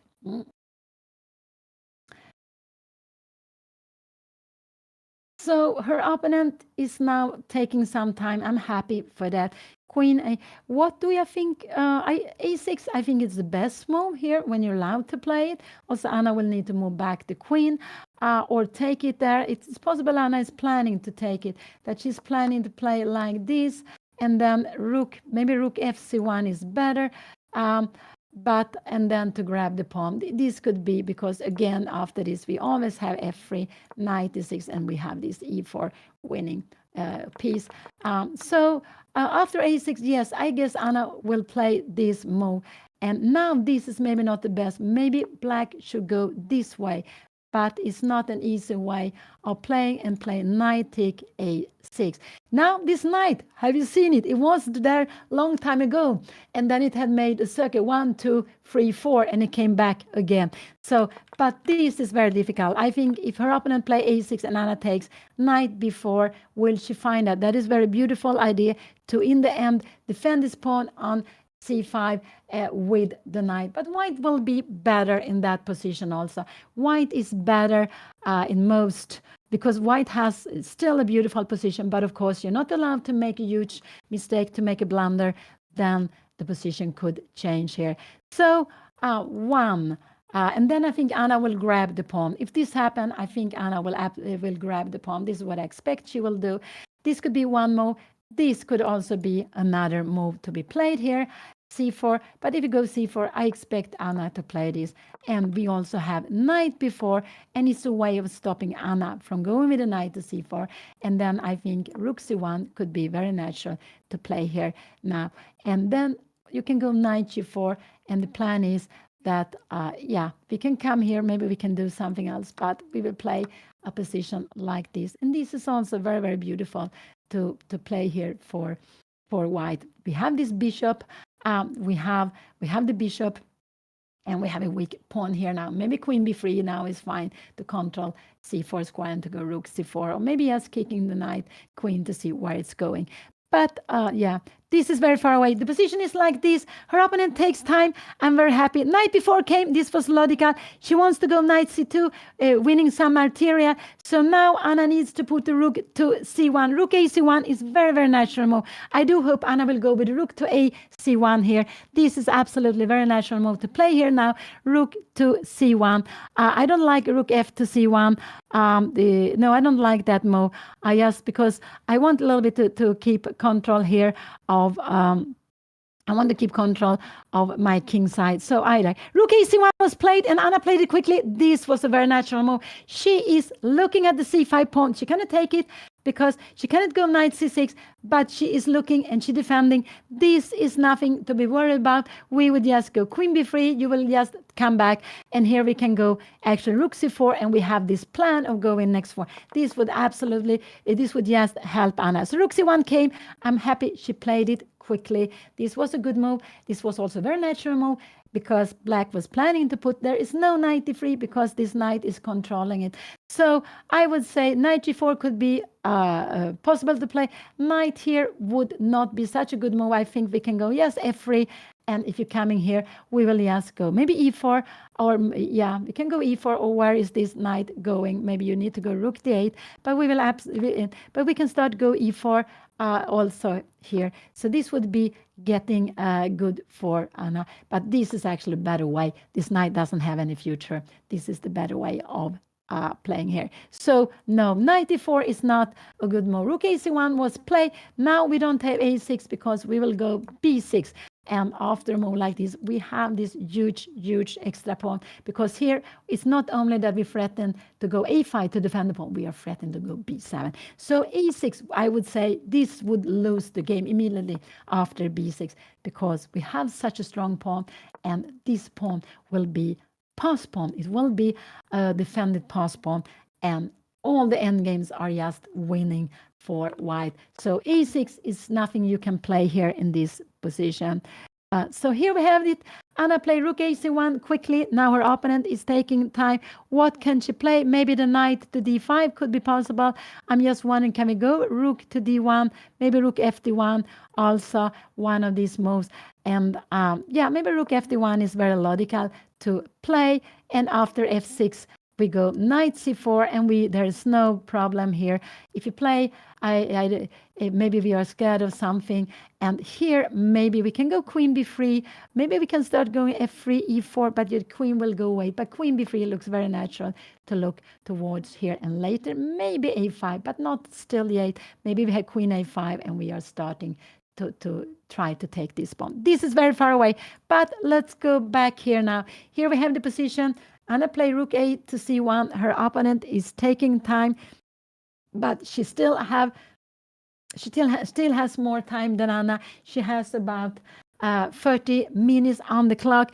Anna has made her 19 moves. There are still 20 moves to make. She gets half a minute. So Anna has about 1.5 minutes per move. 1 minute. She has 22 minutes, and she needs to make 21 moves, but she will also get half a minute after each move she is playing. And this is such important to play. I do love the system with extra time per move.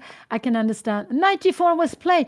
I think she has played very nicely. But after knight g4, can we go knight c4? Then we have knight d3.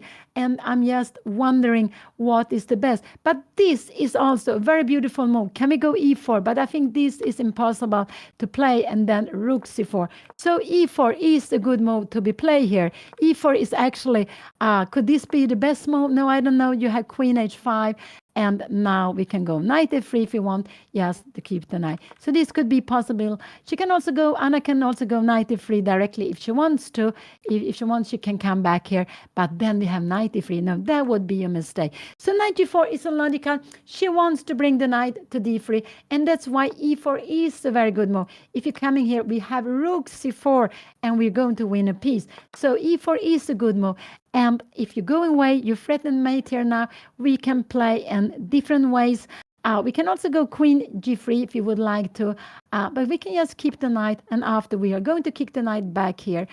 So this is absolutely fine to play in this way if we want to. After a move like this, we can go rook c4, and we are keeping control of everything. So this is actually what I like most. I like e4 here, but e4 is not an easy move to see. And she played it, black played it quite quickly. The point is, if Anna go knight c4, we will have knight d3 here now. Anna will, how will this be? But Anna has knight d6, maybe rook c2. If you take here now, do you have time to this? Can we go knight d6? No, I'm not sure. No, we cannot because the rook is hanging here. We need to go queen to take b2 and play this position. And this is also very nice. So whatever Anna play here, she can go knight c4. e4 is what I like to do. This is a tactical move to be played here now, e4. And then her opponent will maybe need to go queen h5, and then we can there is a threat on mate, we want to change it, and we can keep the knight. This is what I actually would like to do. I like to keep, when we have the initiative, I like to keep the pieces on the board. Also, knight is not so good here. So e4 is my favorite move. What more? But this is absolutely also fine to play this. We were looking at this before, maybe h3, queen g6 here, and now rook f d1. And what is black going to do? There's not so much for black to do here. Maybe rook b8, you are planning to do something here. But then we have bishop e5, and we have to be careful because we have also, there is a mate on the last rank. So go back. Knight take g4 is a very good move to be played here. Maybe this is this is the most natural move, just to take the knight and to play this position, because white has such a beautiful position with the better pawn structure, with a lovely bishop here, with a weakness on c5. This knight is on b4. It's not doing so much after a move like this. If you go h3, if you come in queen e2, would you like to do that? Maybe we can go queen c3 here. Maybe now we have f6. Maybe we can go queen b3, and the knight needs to come back here. But this is just also getting to look nice here. It could be that we have c4 here. This is the only move. Otherwise, e4 will maybe be coming here. So let's go back. Let's go back. This is not the game. So knight to g4 is one. e4 is another move. Knight c4 is also possible to play. And it's down 18 minutes, and she is spending 4 minutes on this move. And I think 94, yeah, is the way black wants to take away pieces. But even if black takes away this knight, white will be better. White will absolutely be better. So what will Anna play? I think Anna is calculating e4. I think so, that she's calculating e4. But e4, queen f4, then we actually have g3, queen g5, and we can go h4. We can just keep on going here. And in the end, maybe even we can go knight f3. But now we defend their knight, and we are bringing in our knight here. This would just be very, very good to play. We can also even play this, but black has knight f6 and being back. But this is just lots of moves. So I would say take on g4 is absolutely fine. e4 is fine. Knight c4 is okay, but then we will not keep our beautiful bishop any longer. So Anna will have to make a choice. If she wants to keep both pieces, she will need to find e4. Otherwise, she will either have to change her bishop or her knight. Let's see what Anna will do, how much time she will spend. And I told you I'm not worried at all about the position. I'm just worried about the time.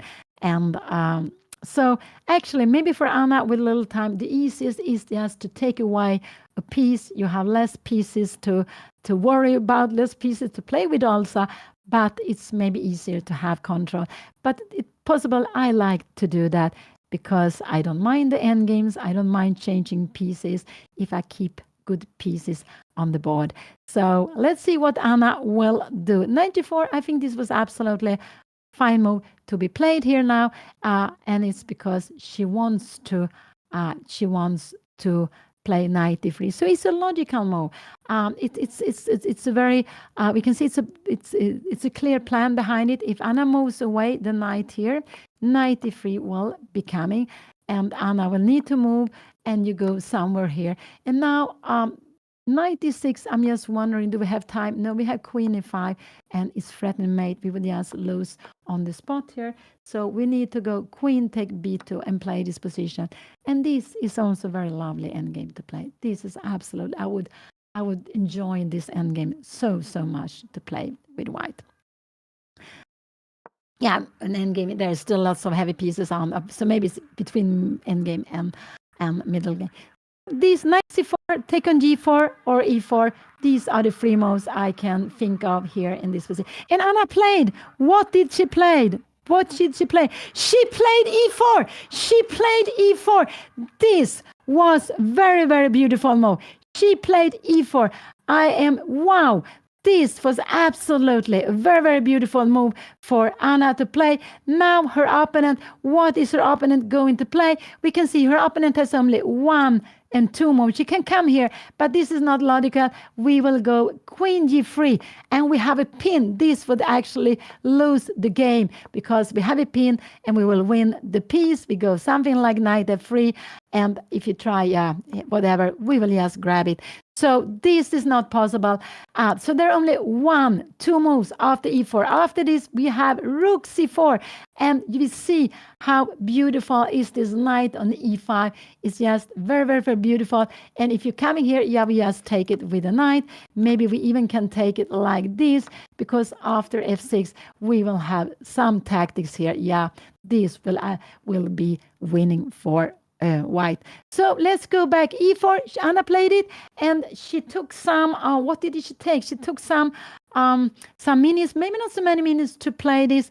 And now queen f4 would not be so good to play here, queen f4, because after queen f4, g3 here, we have even h4, and now we can bring out this knight here. And the plan is that we can go knight c5.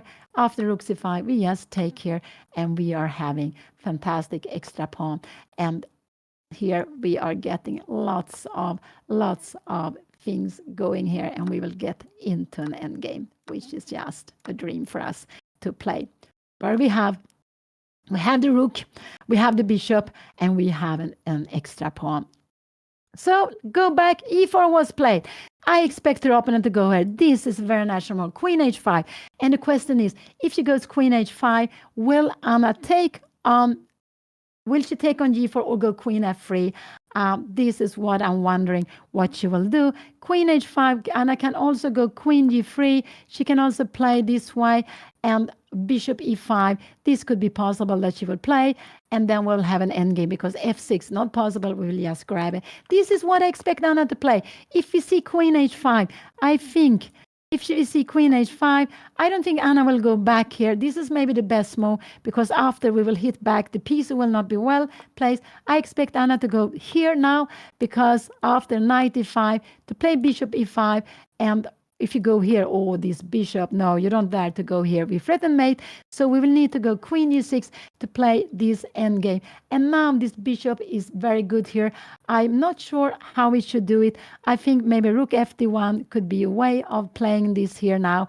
Yeah, maybe we should give opponent a double pawn here, and we go maybe rook c3, just controlling everything here. This is just very, very nice to play here for white. So this is, let's see, what will black play here now? She is down to 26 minutes, but Anna has only 16 minutes, and she needs to make 20 more moves. 20 more moves. Well, shouldn't forget that Anna will all the time get half minute per move. She will all the time get half minute after each move, but it's not so much time left. After queen h5, I'm expecting Anna to go queen g5. This is what I expect her to play, and I just want you to see that in a move like this, if Anna go here and you go knight f6, we can go knight to7, we can go knight c6. There are so many different things we can play in a position like this. Maybe knight to7 is the most absolutely the most tempting, because after this we will just not this way, we will go a mate.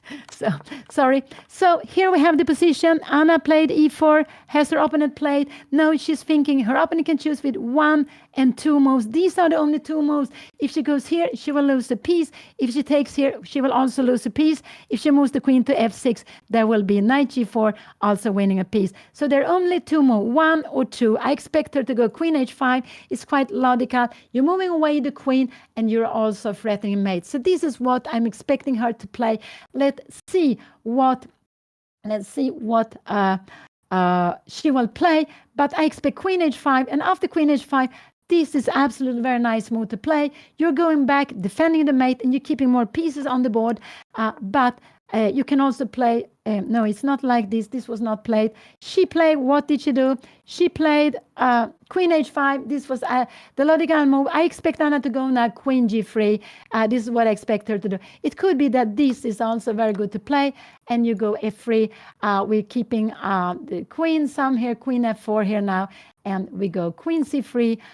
You need to go f6, and we play this position. A rook, I'm not sure which rooks to be to c1. I would go probably with this. No, I wouldn't go with this rook because there is this threat coming, but maybe as a rook here now, and we are fine. So let's go back, but I'm not so keen on moving the pawn to f3 because remember when we moved the pawns. So now there is a huge threat of playing a queen take h2 mate. I expect Anna to go queen d3. This is what I expect her to play in this position, to play for an end game here, to go queen d3, and because with queen d3 you are defending h2, but you are attacking the knight, and behind we see there are some threats here against g7. So I think this is what I expect her to play, what I'm guessing she will play, but I'm not sure. She played knight f3, and this is actually the best move. She played knight f3. This was a very beautiful move to play. She is saying, what are you doing with your pieces there on the queen side? And we can see after a move like knight f6, this is actually very good to play because this queen doesn't have any good square. You maybe need to go queen h6, but we will go maybe rook c4. You're bringing the queen here now, and we will go next rook to c1, and we start to have some threats like this. We are starting after rook d8. Can we go? We have maybe this. Maybe we go e5. There will be some queen f5, and we are bringing in our queen here. We want to take with queen. This is very, very far away, but we are getting some threats against the king. But it looks like also black. So what will happen? Knight f3. If knight f6 comes, I just think that rook c4 could be a move. Could this be a move to be played here now? Yeah, it could be to be played, but then we have maybe rook d8 here now, and trying to use here. So what will it play? Anna play knight f3. She wants to keep the pieces.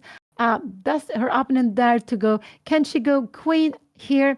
But if you go here now, rook c4 is a good move, and now knight f6 is not so good because we are coming here again, and we are winning lots of time here now. So this would not be so good. So Anna play knight f3. This was a good move. She wants to keep the pieces on the board, and this is right. This piece is not so well here. Knight f6 now. If she plays this, maybe the best is to take, maybe queen e3 is actually a good move to put some pressure here. But then we have c4, and we will, yeah, but we can start, and we will actually go and grab this pawn here now. This will be very, very good. So, so sometimes we can also go, can we go knight e2? No, you have knight e3. That's why we want to take this first here, because after knight e3, we will just take and we win a pawn. So let's go back. This is the position. Anna played knight f3. She played it nicely. She played it quickly. e4. She went back. What is her opponent going to do? Does she dare to go with a knight to f6? If she goes knight f6, I expect Anna to go rook c4. So can this be a move? Rook d8, could this be a move to be played? Can we go then rook fd1? But this is not a good move because we have knight to h2, and here this is actually, Anna is still better, but she loses a move. So rook d8. Rook d8 could be a move, but we have h3, knight f6. Maybe we can go e5 here. No, we can go something like queen e3 if you want to. We can also just take on f6 here, and now we go queen e3, and we are planning to go, if you go something like that, we go just rook c3, and we are going to take the pawn. So this would be a very good way of playing. So, but always there are this. We have Anna play knight f3. Her opponent is thinking rook d8. Then I like h3. But it's a difficult move to play. But I like h3 after rook d8 because this it will allow tactics, and I don't want to allow this tactic. Could we go queen c5? I don't know if we can go here because we have queen. No, we have queen. So queen c5 could be a possibility here now in this position. If you come here, we go queen c5. If you go knight f6 here now, and now we can go rook here. So maybe now in a position like this, if you go e5 here, again I like this move, and we can just grab the pawn, or we can do just defend this pawn. Maybe we defend it this way. Can defend it in different ways, maybe like this, maybe queen c4, maybe rook to e1, and maybe this is the right rook to e1. But this is again far away. Oh, this is again far away. So here we have the position. Anna played knight f3. This was a very beautiful move. She has played rook c1, e4, and knight f3 quickly. I'm very happy to see that. It was only this knight a5. Anna took 25 minutes for, at least, I think it was about 25 minutes. But this is just so nice how she is playing. But in chess, you need to keep on playing well. Let's see. Rook to 8 is a move a little bit scares me if she plays, because there is some tactics that could go wrong for Anna. We have this. So I hope rook d8. But could it be after rook d8 becoming here h3? You don't have time for this, because we can take here. When you take here, we will take the queen. We would win a piece. So h3 is a good move to be played. The knight needs to come back. This is the only move.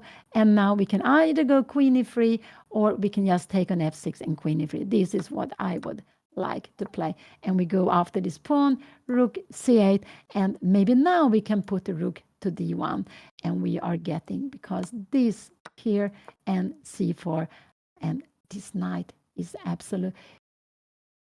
We will defend here, maybe this here after c3. We will have rook to b2 and c2, and we have queen c1, and everything is defended. Let's go back. Let's go back. This is not the game. So Anna played. I expect her opponent to go rook to 8. I think it's quite a logical move to do. Rook to 8, knight f6. I think this is the logical move to go to play here. If this rook was here, she would absolutely play rook f8. Now this rook is still here, but this looks logical because the pawn on c5 is defended. But black is taking time here now. Black is taking time. But rook to 8, knight f6 are the moves I would expect her to play. And because c4 is not possible, this and rook to 8, you are planning rook d3. You're also planning knight to d3. And now it's very important that we see that this would be a mistake to play. Queen c3, knight take f6, g take f6, and we go something like this. This is still maybe, I don't know, maybe we should go queen d5 here, king f1, and this h5. This is still fine for Anna, but you don't want to play with a pawn less h4 here now. We are getting some f4 counterplay. But it is, we have, yeah, no, I don't want this. This I don't want. So rook to 8 is the move that a little bit scares me, because there is a tactical idea. And normally we see the tactical idea for us, but it's more difficult to see them when the opponent have them. It's easier to blunder tactical idea than to miss when we have it ourselves. So that's why rook to 8 is a move that a little bit scares me here. But Anna has played this so nicely. So after rook to 8, yeah, I really do hope she will not play. After rook to 8, yeah, we could maybe go something like rook c3, but it looks a little bit strange to put the rook on that square, actually. So rook to 8 was played, and I think that was a good move. I think that was a good move. I'm very scared Anna will go rook d1, because if she goes rook d1, anything can happen in this game. So I hope she doesn't play too quickly now. I do hope she doesn't play too quickly. This is very important, that she doesn't play too quickly now, because rook to 8 would, if she grabs to f rook, or she grabs whatever rook, it will just, she will lose a pawn. She will still be fine, but it's very psychological, and it's a huge pawn. So no, don't play rook d1. So I think rook to 8 was a good move. She's planning, but h3 is the good way to get back with the knight, force the knight to go back. This is really the good move. Well, Anna plays it. She can also go queen c3. She can go here now, f6. But can she go here? This, she can absolutely play this. Knight d3, we have rook c2. This she can absolutely play. So actually, Anna can now win a pawn with queen c3 if she wants to. Maybe e5 is the right way to play now. And now, can we go h3 here now? Knight f6, and we play this position. This would actually, we have looking at this before. This is what I would like Anna to play. I'm not sure what is the better move. Can we take like this? No, we have knight e2 there, folks, everywhere. I'll go queen c3. This is actually the move I expect Anna to play. Maybe h3 is the strongest move, but I expect Anna to go here. And let's see what her opponent will do after a move like this. e5, h3, knight f6. Can Anna grab here now? This is also absolutely fine. And we take it with a knight. You could come here and we will just rook fe1. And this will be fine to be played. If you're coming here now, I think we have, after a check here now, we have rook e2. You see, I'm not awakened. So I think Anna will go queen c3. This is what I'm expecting her to play here, to threaten mate. Let's see if she will do that. This is a very forcing move because she wants to take on c5. She wants to take on c5. So let's see what is going to happen here now.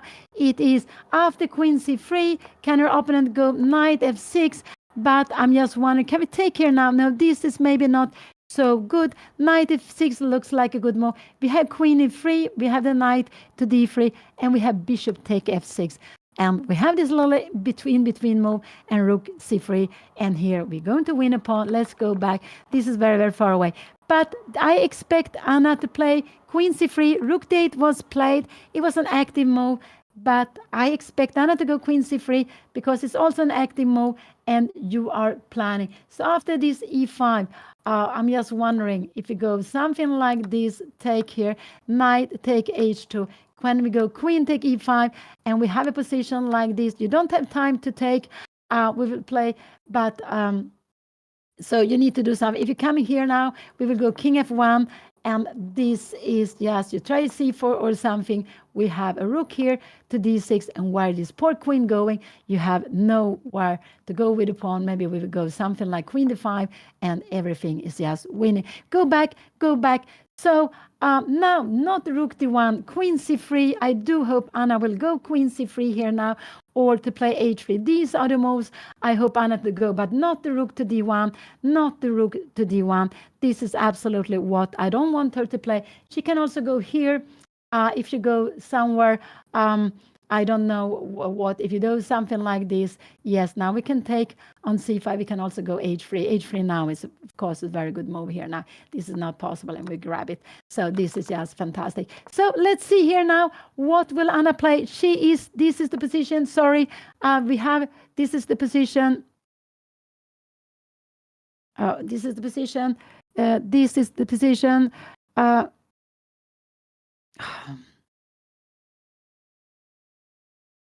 Here it has rook d8. So now Anna is spending, she's down to 12 minutes, she's down to 11 and a half minutes. She is spending some time, but I'm a little worried she goes rook d1. If she goes rook d1, I'm very worried about her position. And she's still better, but losing a pawn, this is not psychological. So queen c3 is actually what I would like Anna to play here. I would like her to go queen c3 or h3, one of these two moves. These are the two best moves to be played here now. Queen c3 or h3. And I guess, and I hope Anna will go queen c3. Maybe h3 is stronger, but I am so scared she will go the rook to d1. This is what I am scared of.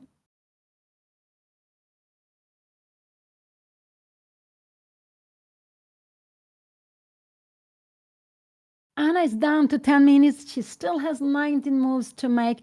And this is the problem. This is the problem for Anna, also for me with the time.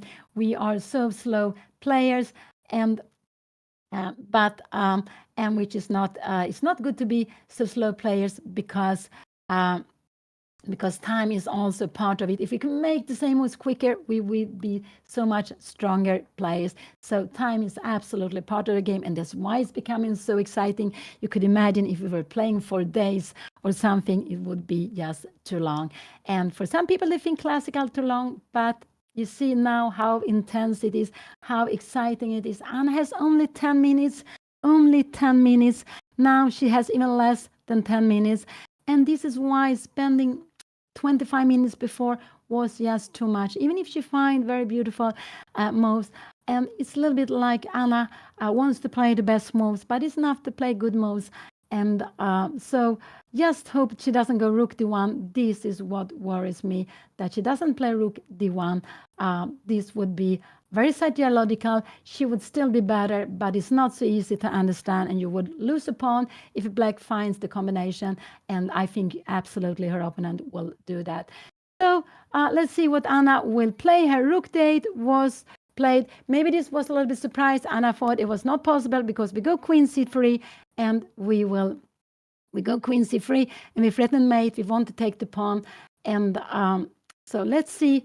But I do hope she will go queen c3. This is really what I keep in my thoughts that she will do. h3 is absolutely fine also to kick the knight back, but not rook d1. I don't want to see rook d1 on the board. And it's a logical move, but it gets into a pin, and white will lose a pawn then. So I'm a little bit concerned about that. She's having 8 minutes now. She's having 9 minutes, 8:40 now. She has been spending some time after rook d8, but it was quite a logical move that this was going to be played. Let's see. Let's see. Anna played. What did she play? Anna has played. She played h3. She played h3. This was a good move. I'm sorry, I didn't look at the whole board, and I all of a sudden I thought I couldn't see more. But she played h3. It was on the h line, and now there is only one move black can do, is to go backward with the knight. The knight needs to go backward. It nicely go backward, and knight f6 is absolutely a very, very nice way of playing here. Knight f6. So I think actually Anna didn't go queen c3 because she was concerned about knight f6. So knight f6, and then I think Anna will grab the knight. This is what I think she will do, but let's see if this is her plan. So h3 was a good move. Anna is now planning to take the knight. The knight can only go backwards, and coming here, the knight on the rim, this would be very, very bad to be. The knight needs to go to f6. And will Anna then grab it? I do hope she will do that. I do hope she will do that. And if rook d3 comes, we take here, you take back, we go rook c3. And there is nothing like that because we just grab it. And if you go something like knight c2, we can go queen takes c5. Everything is defended. This is just this is just winning. So let's go back. h3 was played. This was a very good move. This was probably the best move in the position. She is forcing the knight to go back and avoiding. There were some tactics with rook d1. And I can only see Anna is threatened to take this knight. So the knight has to go back. Knight to f6 or knight to h6. One of these moves has to be played here now.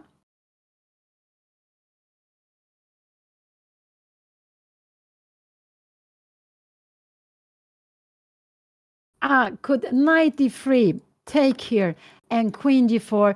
And in a position like this, we are planning knight f4, but we can play maybe knight e5 directly. So we threaten the queen, and we just getting queen take e4, and we are just exchanging like this, and we will have a piece up. This would be just winning. So this is not a possibility. Knight e3, we will just take it. After this, we have this maneuvering of exchanging the knight. There is no time for black to keep the knight, and we will have a piece extra.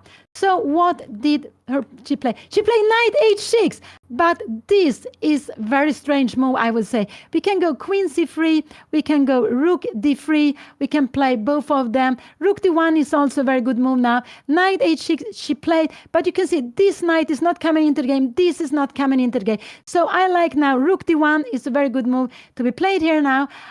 If you take here, we will just take back knight c2. This is nothing. We just bringing it back. If you're coming here, we can just grab it like this. We can also grab it like this because the rook is hanging. So she played knight to h6. That was a little bit of a shocking move here now. We can go queen c3 if we want to. I don't know. maybe we can play this move also. Queen c3, f6 here now. Can we grab this pawn here now? Maybe we can do like this, and we play this endgame. This is also possible to play, and rook c2. We will absolutely be better here, but I wouldn't go for this now, although it could be possible. I also like rook d1, but it's possible Anna will go queen c3 and take the pawn on c5. It's absolutely possible she will play that. Because after this move, there is, if you go queen c3, we threaten mate here. Only way to defend it, I would say, is f6. This is the only way to defend it. And maybe here we can play. Now also rook fd1 is absolutely a good move. Are we scared for knight a2? No, we will take this here and we will go queen c5. And remember, this check is no problem. We have the king coming up. So this was something very good with this little move. h3. Anna gave heir to his king. The only problem in this position is Anna's time, but she has been playing so well. So what do I like? I like now the rook to d1. I like also queen c3, grabbing the pawn. Maybe rook c3 is also possible. But you can see that this is not playing, this is not playing. So black will have to go black will have to go f6 later on, to go f6 and knight f7 to bring the piece into play here. So let's see, what will Anna do now? She is down to 7 minutes. I like Anna's position so much. She has been playing so nicely in this game. What will she do? Will she go for the pawn? Will she go rook d1? I just like rook d1 because look at this. Rook d1, I think, can we see a move like queen g6 here now? But maybe can we play like this? And maybe now queen e3, we are keeping everything under control. If you're coming here now, we go rook d1, and you cannot play this because we have this mate here. Yeah, this is very, very, very far away. So a knight h6, that was a shocking move. But yeah, Anna can also play knight e5. I forgot about this. This is also possible.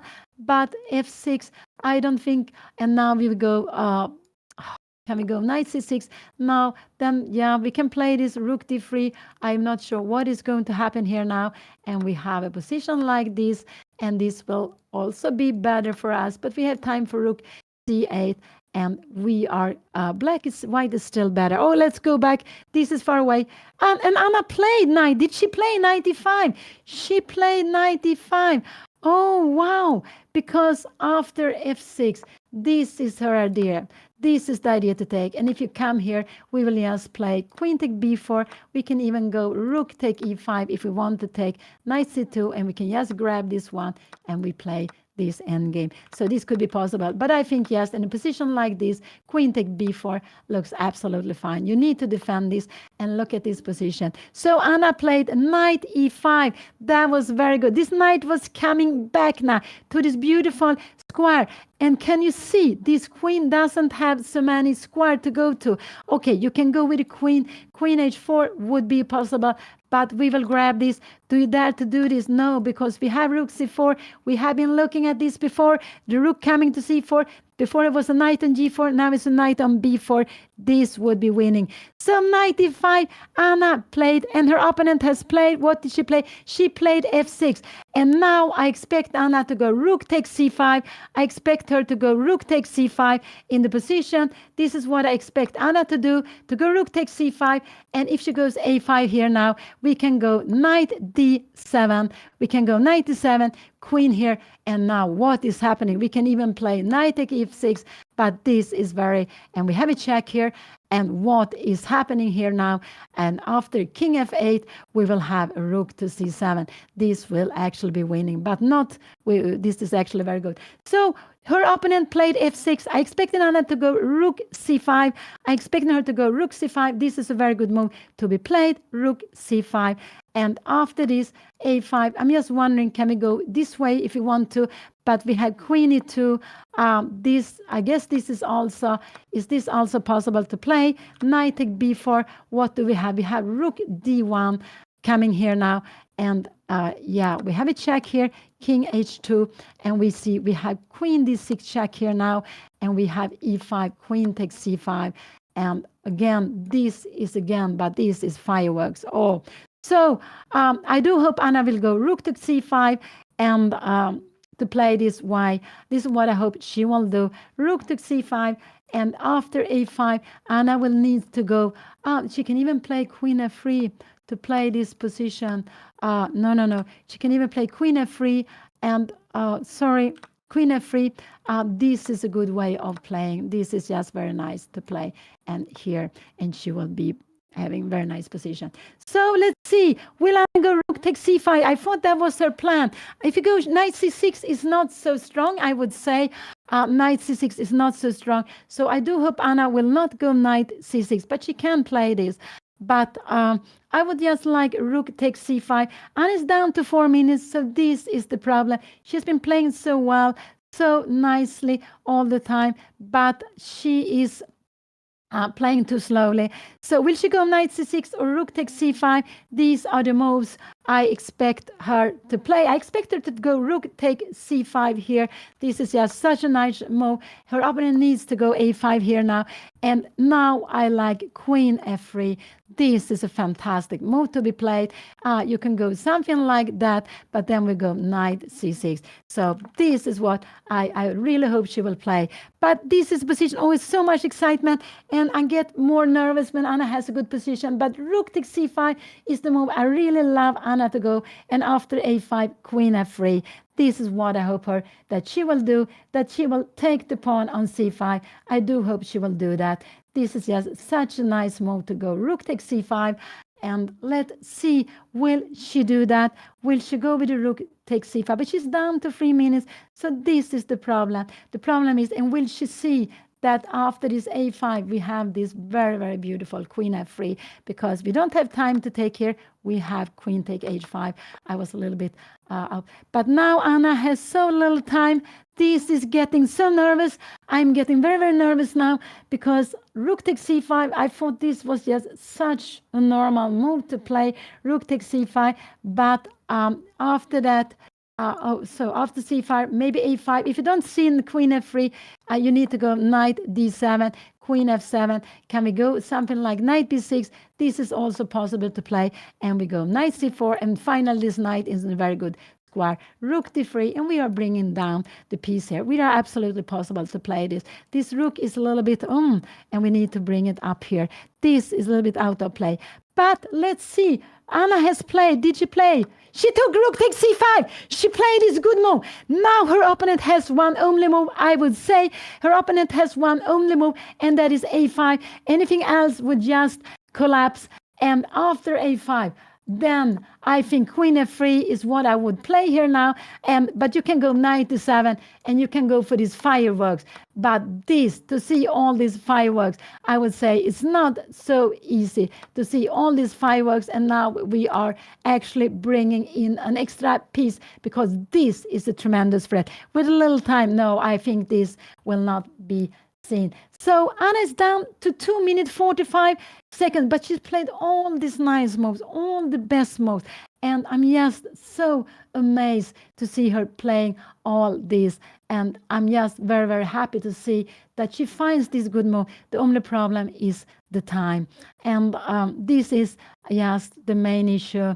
And yeah, but I cannot complain. I cannot say anything, because I believe I was the one who more or less taught Anna to be a slow player. I'm just exactly the same. But she's playing so beautiful, really the best. And now I'm hoping, if a5, I just hope Anna go queen f3. I just think this is a very good way of playing. So just go into the endgame. So I do hope that if a5 comes, and I think this is what black should do. I think this is what black should do. So, and after, so, but what will I do? Yeah, you can choose. This is one, and you can choose this. These are the two. You can go knight f7 if you would like to, but I don't see any point to play a move like this. Maybe we have a crazy move like g4 here now, and I have no, where is this queen going? This is just, and we go knight f7. This is just winning this, but and after this we maybe have we have rook h5. Oh, again, these. Lots of firework. No, don't go for the firework. Go for what is solid. So if a5 come, she can go knight e6 if she wants to, but we will just grab it. Take here, we will go take here. You go somewhere here now, and I think we will bring, maybe we will go queen e3. We can go queen b3 also. It's a good move. Queen b3 is a good move. We are putting pressure after rook b8. We have a rook to b5, and if you take a look at the pawns. If you come here, you can come here if you want to, but we have a very, very strong passing pawn here. So this is just very, very strong. But very far away I am. So Anna play rook takes c5. Her opponent is thinking, what will she play? What will she do? This is absolutely no way, because we will just grab it. You cannot move it here. This square is defended. So either you defend the knight or you take on e5. These are the two most logical moves to be played here in the position. These are the two most logical moves. And as I said, I am not worried about the position. I think Anna is playing so nicely, but the time for the poor mother this time, yeah, it's just what worries me. But she has been playing so well, so many nice moves, and she has fantastic position here. She has absolutely fantastic position. Anna is now she has a pawn up, and now she's planning to take this knight, and this knight has no square to go to. You can go with a knight to a6. Actually, I expected either this move, a5, or taking. These are the three moves I expected, and also these are the three only logical moves you can play here. So I am actually expecting one of these moves to be played here. I'm just wondering if, yes. So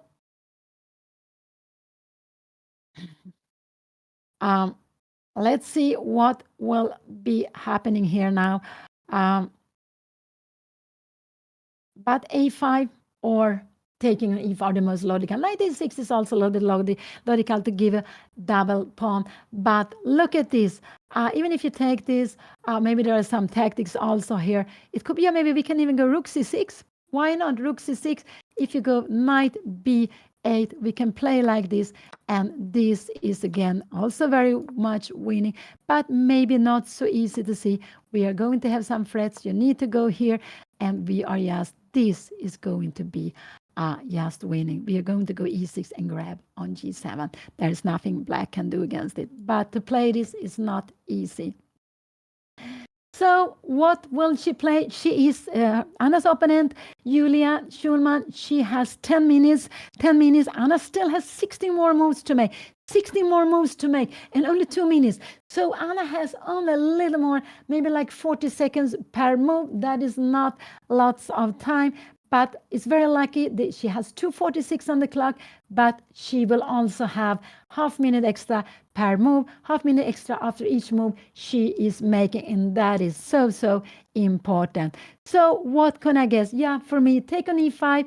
E5 I think is actually the strongest move. Take on a5, go a5. I think that is a good move. And after a5, I just like queen f3 very much. Just go into the endgame. Don't worry, we have a pawn more, and we just play the endgame. It's not the strongest way of playing, but it's the way I would probably go. So it's a little bit the style of a player, how you play this. This is also a little bit the style of a player. So a5, knight e3 I don't like, because there are some tactics, which a little bit scare me. So I do hope not knight. A5 a little bit scare me, because again, now this is the move I want to see on the board. It's not the strongest move, but we will force an endgame. And now we will force an endgame, and we play this with a pawn up, and we are very happy. So this is what I absolutely would have played myself. And what did she play? What did she play?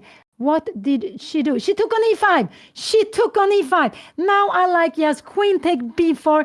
I think queen take b4 is the best move. It's possible to go also rook take e5. You can play both of them, but I like queen take b4. But okay, Anna will have two choices here. She can go both of them if she wants to, but I just prefer Anna to take queen take b4. She has such, and she played it. This is very logical. We will now see knight f7. This is clear. Her opponent will go knight f7, And what will happen? Knight f7, can go queen b3. How are you going to defend this pawn? I don't know. If you're coming here, maybe you can play this move if you want to. We are going some rook c8. Can you just grab this pawn? And we are going queen take e6. This is just fantastic to play.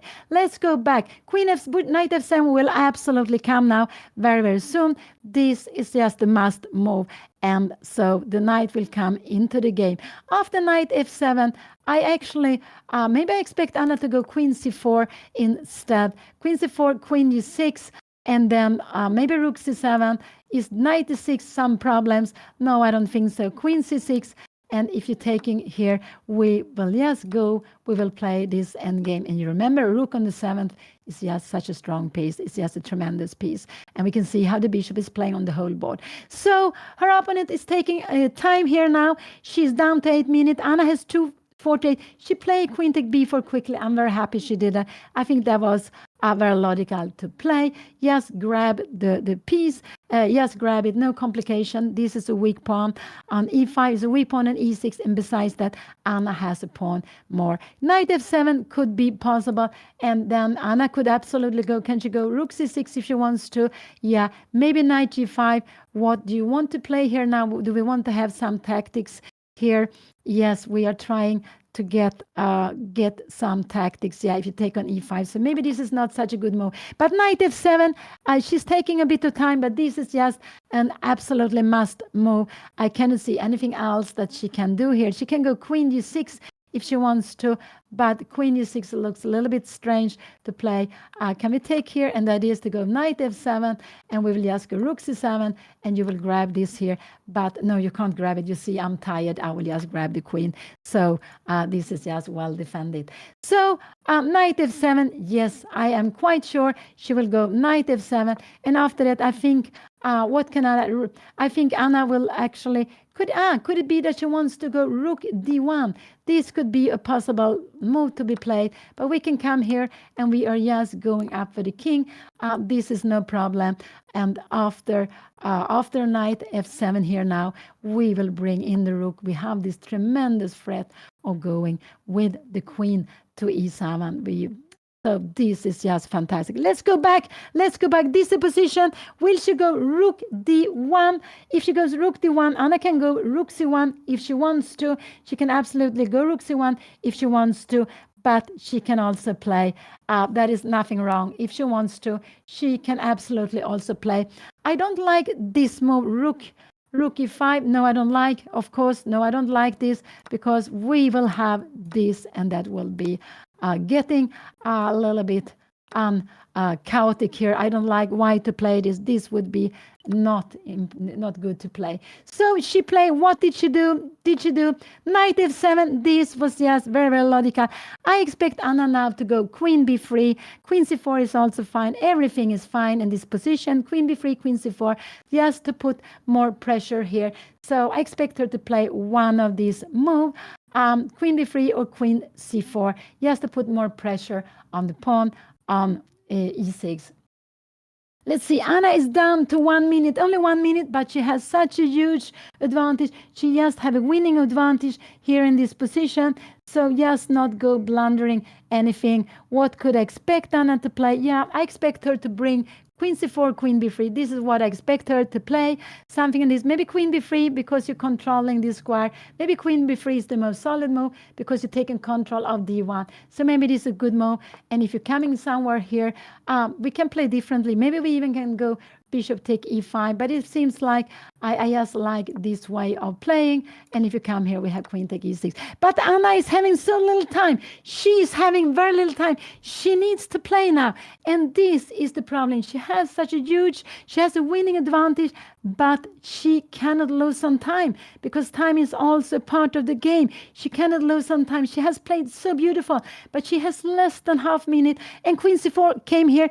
This was a very, very nice move to be played. Queen c4, and now she's putting threats here on d6. She is putting threats here on d6. Her opponent can her opponent go queen d6 here now? And I'm just wondering, can we go bishop e5 here now then? And just to play this position, after knight g5, we will just, we can go something like f4. What is happening here now? And we are bringing in f5. We are winning a piece. So this is very, so let's see. Anna played, here we have the position. Anna played queen c4. This was a very good move. This was very good move. I think, does she dare to go bishop g, queen d6? I'm not sure. She wants to go queen d6, but bishop take e5 is absolutely fine. Just to take the pawn. And if you're coming here now, you can play differently ways here now. We can also go king h1 if you want to, just to avoid all kinds of tricks. And if you play like this, we have rook c7 in the game, and we have this very, very beautiful rook endgame. The king has been a little bit more far away, but that's no problem. So queen c4 was a good move.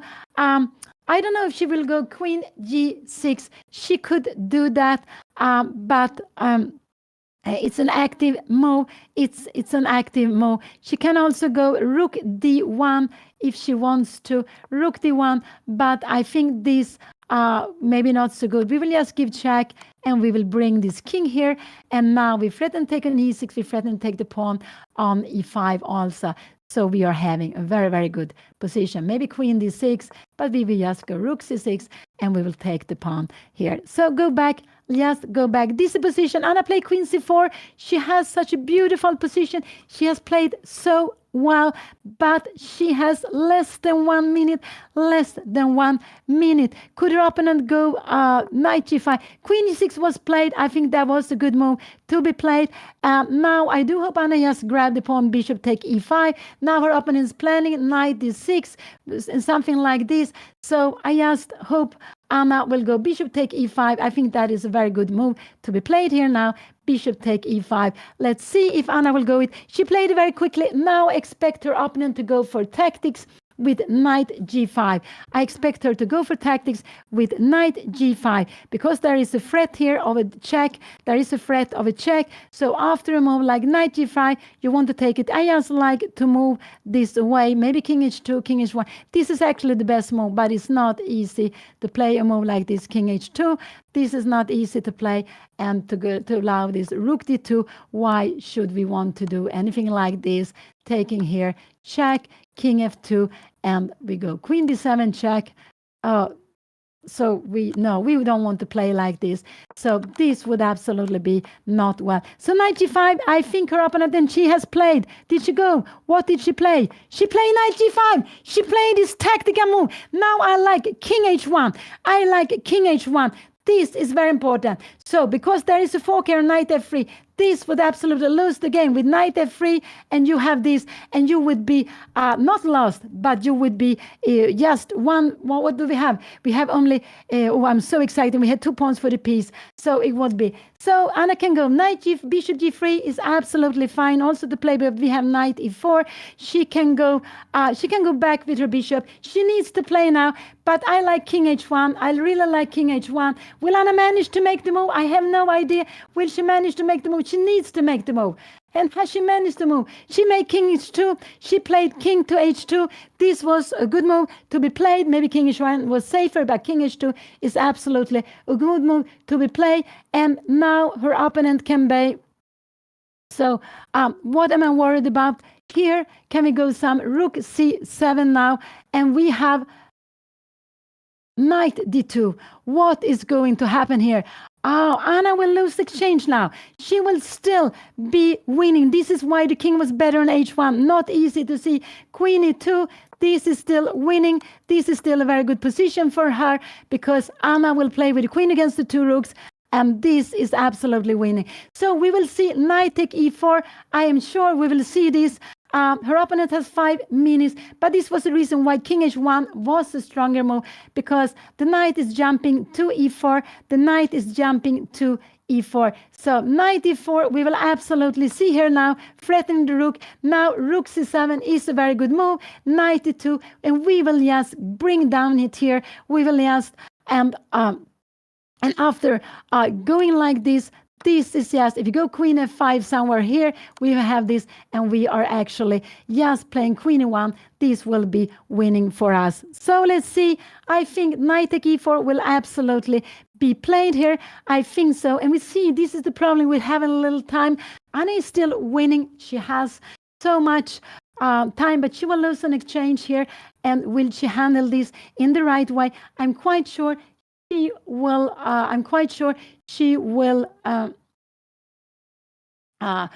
Because they're forced move. So knight take e4 is just very, very logical to play here. Knight take e4 is very, very logical. So it's absolutely very, very logical to play king because you have a double threat. Her opponent is thinking. So what will happen here now? And this is why the king was better on h1, because when this knight is jumping to e4, jumping to d2, it will come to f1 with check. That's why the king was better on h1. But this is still a very good position for Anna. This is still a winning position for Anna, because she will get the rook to 7th and she will get the rook to g7. So, and we remember, rook on the 7 is a tremendous piece. So will her opponent allow this? What will her opponent play? Or is her opponent scared and wants to go some rook to 7? Because we can see that this is the tremendous threat of putting the rook on c7. But I think she will play knight e4. I think because it's a sequence, it's a forced sequence, and you will have a fork after that, and after. But Anna will absolutely be winning in that position. Still, just hope she will play it the right way. Oh, so exciting, and such excitement. Chess is like this. There are lots of dramas. We have these mini plans, but we have lots of mini dramas or big dramas. I wouldn't say there are mini dramas, but big dramas on the board. Her opponent played rook d7, but this is not a good move because we have rook c8 check, and her opponent needs to go back. Rook c8 check is just winning on the spot. I would say I would actually go, it's not winning on the spot, but I would go rook c8 and then the rook to c7. This is what I would do. f4 is also a very good move, and here it came, rook c8. Her opponent has only one move to do. Go with the rook back, and Anna will go with the rook to c7, and we will see knight f7, and then Anna has this tremendous bishop. She has this very, very good bishop. So this is what will we see.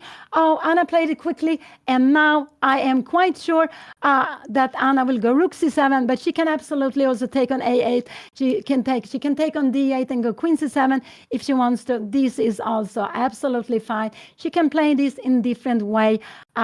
Everything is fine here now. Almost everything is fine. Yeah, so she can also take. But I would prefer to go rook c7. We know how strong the rook is. She gets there for free. So this is what I would play in this position. I would have gone there. And she played, what did she do? She went rook c7. Now her opponent needs to go knight f7. Her opponent needs to go knight f7. And then Anna can just bring the bishop back. I would go with the bishop to maybe b2, maybe c2, maybe a1. I'm not sure. Maybe the bishop, just bring the bishop back because it's such a strong piece. We love to have the bishop here on the board. Yes, but you can, yeah, bishop b2 is probably what I would do. I just like to keep the bishop there on b2. And here came, Anna played quickly. She has 1 minute, but she still needs to make 9 more moves. And knight d6 is not the move. We will just go queen c3, and the knight will need to come back again. So it's not easy for her opponent to make anything. If you go the rook to d2, we will go queen c3, or maybe give it check, rook d8, and just exchange a rook. So this is just fantastic. Anna just needs to, I don't know, I think maybe also Anna is planning to go rook e7 and just grab the pawn on e6, or just go rook, maybe not rook c1, because the rook is good on f1. It's good, it defends the pawn on f2, and the pawn is important to have on f2, absolutely. So her opponent, queen h6, her opponent wants to give it check here. Her opponent wants to give it check on f4. This is what her opponent wants to do. But now f4 is absolutely fine to play.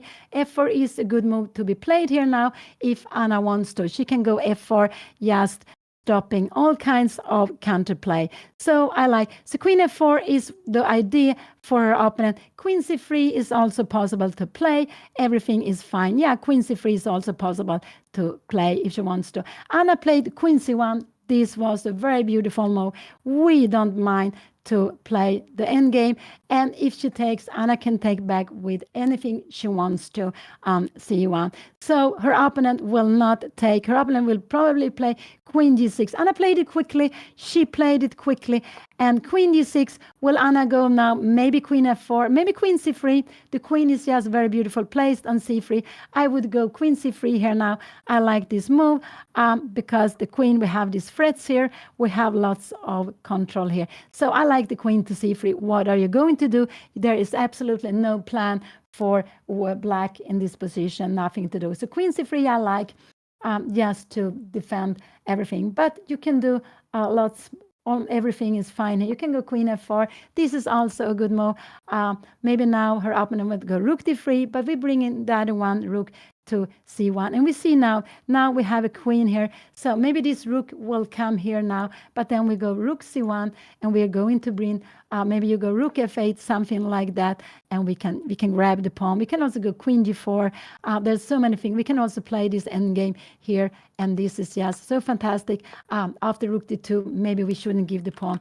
So sorry. So let's see what happened. We have to go back to the board. Queen e4 was played. This was a good move. Anna is going for the endgame. I think that is a good idea to go for the endgame. Absolutely. She can also, if this move, we can come here. If you go rook here, we can go maybe rook here to f8. Do we have something like knight d8? No, we have queen c7, and we are getting lots of what is going to happen here now. There are lots of threats everywhere, but it also looks very, very nice for Anna because this king g5, this looks like just very, very good also for her. But this is a little bit getting the king close. I would have preferred queen c3, actually. Rook d3 now. After rook d3, maybe we can go queen g4, and we are just changing queens, and we will get this beautiful, beautiful endgame we want to play. This is absolutely fine to play. But maybe we have rook d3 here now, but then we go bishop c3, and we are controlling everything. So let's go back to the position. What was happening here? She played h5. She wanted to avoid this move, but Anna can go queen d3 if she wants to. She can go rook c1.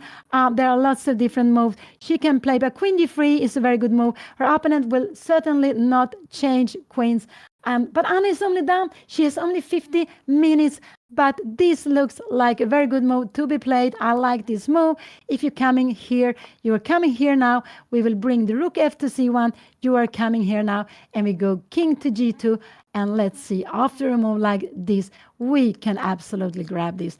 And this will be winning. But let's see, what did Anna play here now? What did she play? She played rook to c3. She played rook to c3. This was also a very good move. Now she is threatening to go.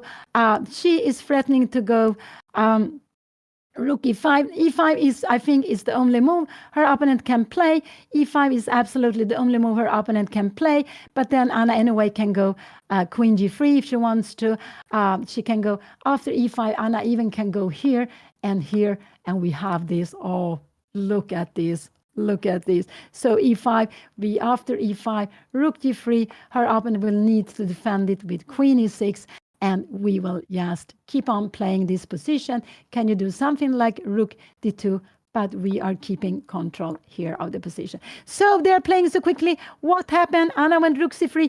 e5 was played. What will Anna do? Anna maybe will go queen f5 is also absolutely fine. But she played queen h4. This is also a good move to be played. But now we have rook d4. Rook d4 is, now it's getting some fireworks. I'm getting a little bit concerned here now. Rook d4 is a very good move to be played here now. Will Anna go f3? Oh no, I don't want her to go f3. So rook d4. Now this is, I didn't like this rook c3. And again, I didn't like this rook c3 Anna played because we let her opponent to go e5. I'm sure we will see rook d3 here now, and her opponent doesn't have so much time. but maybe Anna then will go for the end game. She went rook d2, but now we have rook g3 here now. Rook g3 is a very good move to be played. What is going to happen here now? Rook g3 was played. Now her opponent needs to go queen e6. What is happening? We go bishop c3, and it needs to go back.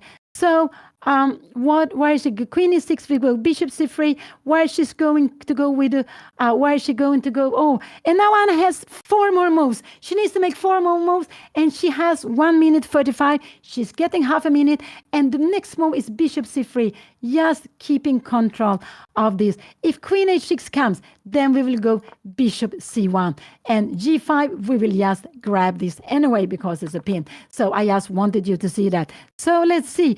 But so she played queen h7, and now Anna, I think, yes, it's very good to go bishop c3 or bishop c1. Both of these moves are just very, very good to be played.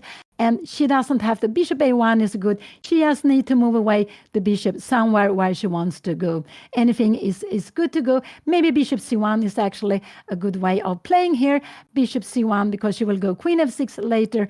But bishop a1 is also absolutely fine to be played in this position. So she played bishop c3. This was the logical move. And if you go rook e2 now here, I'm just wondering, rook e2, we will absolutely see this. Rook e2, if we can go queen f6 here now, can you go here now?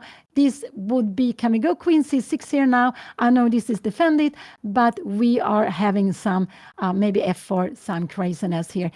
Let's see. So I think this position, bishop c3, after rook e2, it could be actually that Anna will go rook e1. No, rook e1, yeah, it could be that Anna will go rook e1. We have rook take f2, and we can play to play like this. Absolutely, it's fine. Let's go back. I'm sorry. This position, and we had rook d6 was played. Rook d6 was played, but now I like queen e7.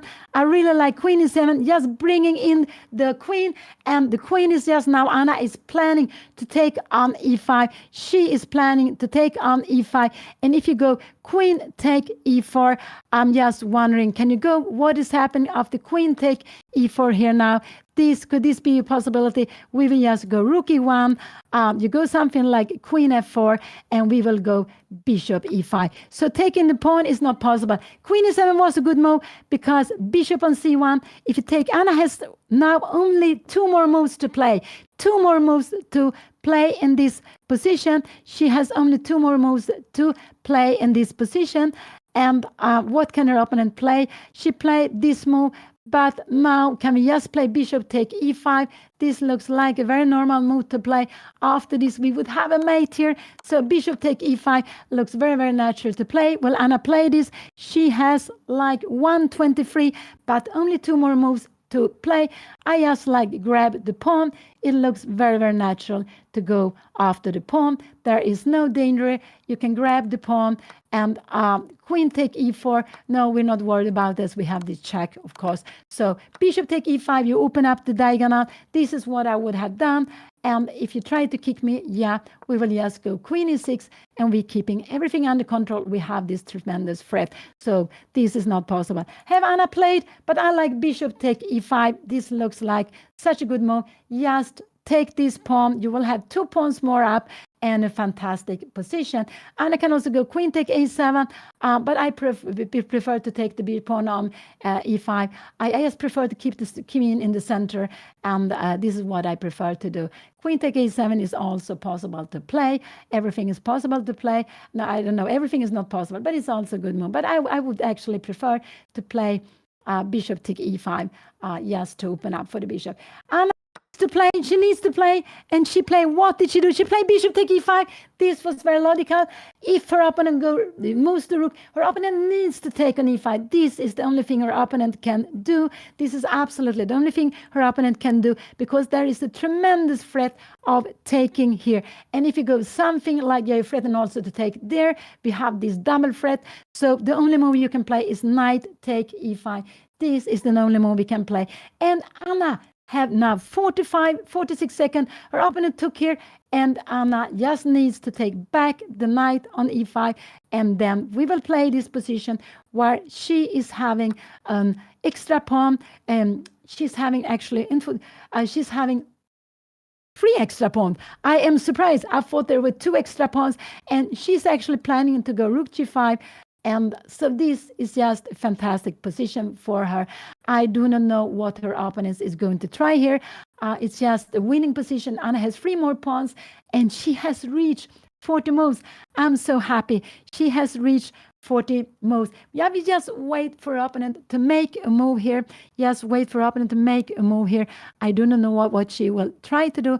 Maybe something like this, but we will go rook g4, or rook g5, whatever will be fine. She has played, what did she do here now? What did she play? She played the rook to d4.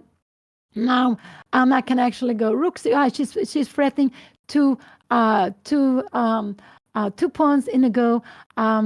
So actually, yeah, but it's actually not. Anna can go rook g5 if she wants to. If you take here, we have this beautiful check, and we take here, and we still keeps our 3 extra pawn. So rook d4, yeah, that was a very normal move to be played. Anna can play. Maybe this is a good way. You're activating, because if you take here, we have rook take g7, and we are having this position again. This is absolutely fine to be played. So she doesn't have to defend.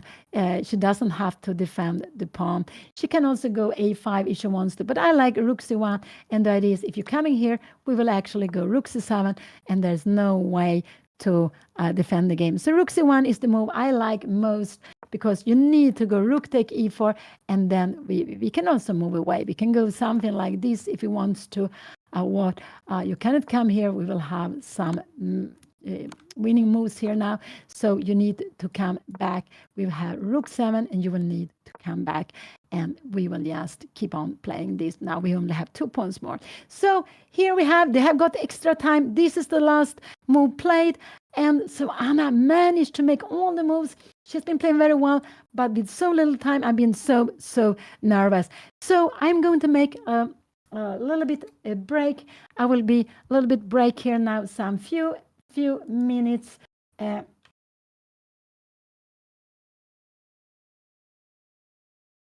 So I just make a little bit of a break, and then I will be back here again, because now Anna, she has paused the control. It could be that she wants to think a little bit before deciding how to play here.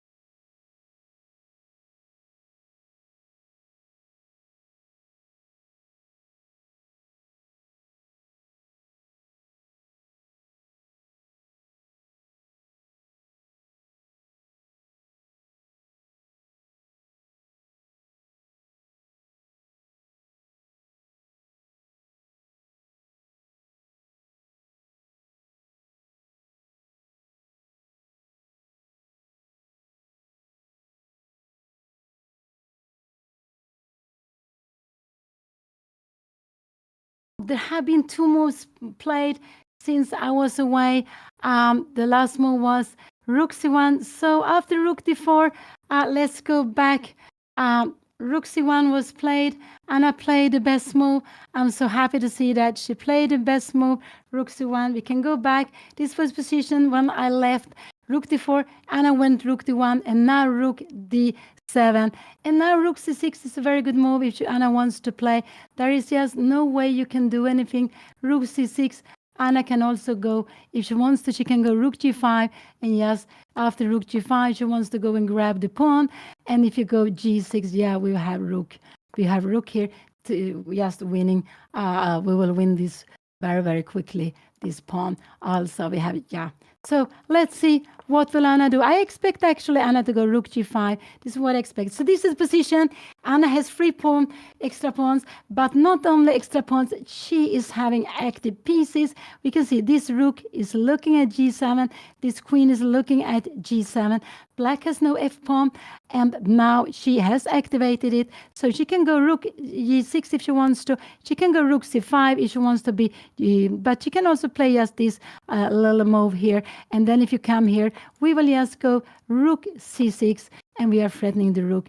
And what can you do? Yeah, this is the best, but we will just grab here, and we will just play. No, grab here. No, not here. We will just play with and just another extra pawn. Here actually is not a mate, but we have this. So this is why. Let's see what Anna will do. I expect Anna to go rook g5. So she played this rook c1 very nicely. She brought in the last piece that was not active. Look at this here. This is active. This is active. This king is very weak. And then I put this rook is passive. Should she play rook f1 here? What did she play? Rook c6. This is a very beautiful move to be played. Rook c6. And now I think because this poor queen has nowhere to go at all. So now Anna is actually, if this comes, she's planning rook g5 and rook h5. And I'm just wondering, how are we going to, this queen is actually trapped. So this is what Anna is planning. She is planning now, after rook c6, this was a very nice move. She's planning rook g5, and then trapping the queen. We can try something like maybe rook f8, but we will go rook g5, and there is nothing we can do here because we're going to take this. And if we try something like this, yeah, we can. If you don't want anything else, we can pick up the rook, or we can go for mate like this. This will be a mate. So go back. Here we have the position. Rook c6 was a very, very good move. It is like domination. And now, besides this extra pawn, Anna is dominating the position completely. She is having an attack against g7. Black is missing pawns on the king side, and she is dominating the queen. Besides that, this queen has no square to go. And now Anna's plan is to go rook g5, rook take h5, and the queen is trapped. So we have rook d1 here now. And that was very, very strange move to be played, because now Anna can go rook c7, and she will just win on spot. This is just the easiest way of playing here now. Rook c7, we have this threat on g7. So Anna can go rook g5, but I would absolutely go rook g7. And yes, we can see that it's not possible to defend like this, because here we have a mate. So after rook c7, there is absolutely nothing her opponent can do. After this move, we're going to grab on g6. There is absolutely nothing she can do. But Anna can play in different ways, but I expect her to go rook c7, because this is what her opponent wanted to stop with the last move, with rook to d7. But now she wants to make something active, but there's actually nothing Black can do. There are too many pawns. And here we have rook c7. And I actually expect the game to finish now. I cannot see. I expect the game to finish here now. There is absolutely nothing that Black can do, because we have 1, we have 2, we have 3 pieces against g7. And Black is only defending with 1 and 2. It's not enough. And we can see, I told you, this doesn't work, because we take it, and we have not only picking up the rook, we are winning. It's mate. So rook c7 came, and I'm so happy Anna managed the time. Wow, it was so nervous. She has been playing so well, but before deciding this knight e5, she took such a long time, and after she got not so much time on the clock. I will take a little bit of water here now.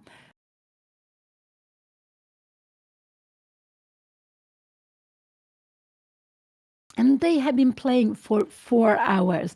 So it's not as long this game as it was yesterday when Anna played against Dina Bielenkaya. It was a draw in the end. They were playing for more than 5 hours, 76 moves, very, very long game. But they have been playing for 4 hours, so it's quite a long time also. And let's see now what will black do, but there's nothing black can do. And we can see how, without having an F pawn, how weak this king can become. Without having an F pawn and the opponent get a heavy piece, especially the rook on the seventh. And now it's not only one rook on the seventh, it's also rook here on g3 attacking. That is just too much. So remember, rook on the seventh, they say it's worth at least the pawn. It could be worth more. But having a rook on the seventh, even sometimes it could be playing for mate, like here. Sometimes it could be just having a very active rook. It could be cutting the king. Yesterday, Anna put a rook on seven. That was a very good way of managing making a draw in a rook endgame with a pawn less. So rook on seventh is worth a lot. But there, of course, different position, but it's just. And now Anna won. The game is finished. Anna won. The game is finished. Very, very happy. She will be with you at any moment.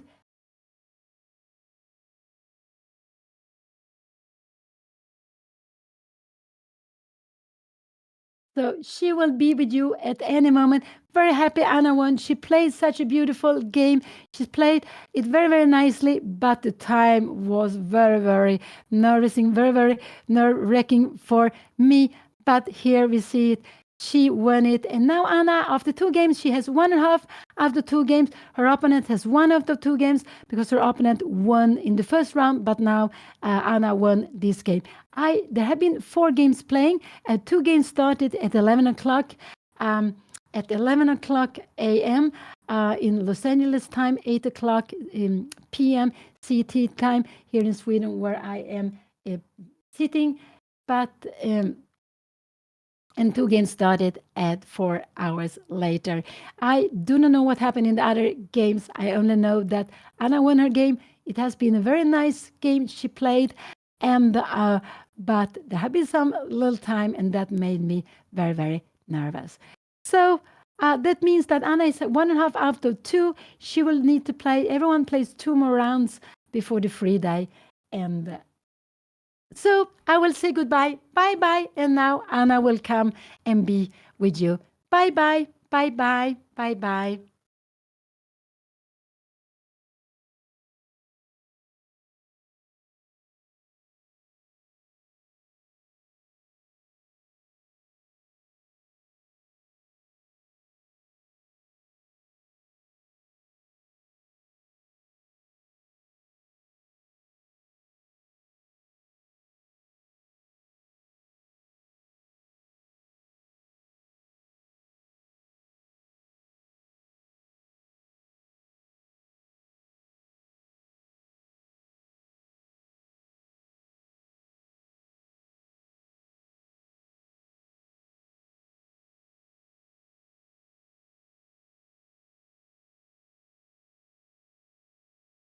Me?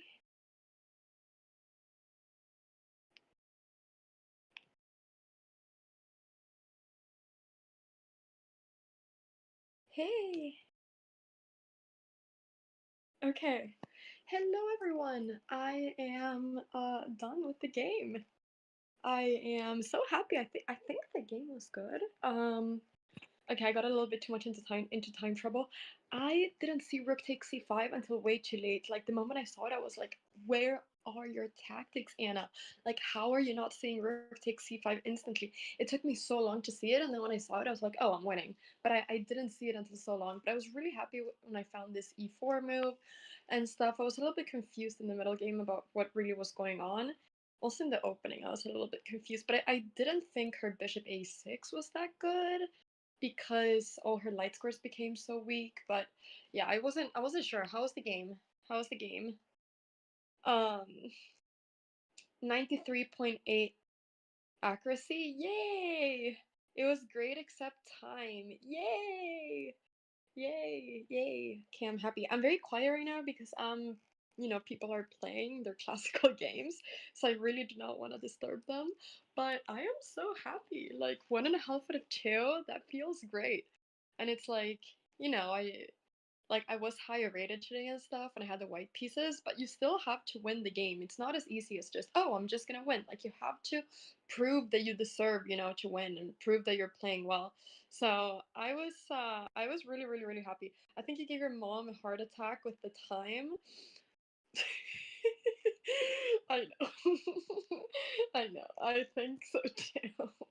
I was giving myself a heart attack with the time. Thank you for the 100 bits, Alex Blue Star. I was giving myself a heart attack. Like I was so scared of my time, but I thought that it was. I thought the moves were pretty good. Yeah, I'm happy with the game. I'm really happy with the game. What was Jewel's accuracy? Like my accuracy was 94%. What was her? What was her accuracy? But yes, everybody that is joining right now, we gotta win! We gotta win!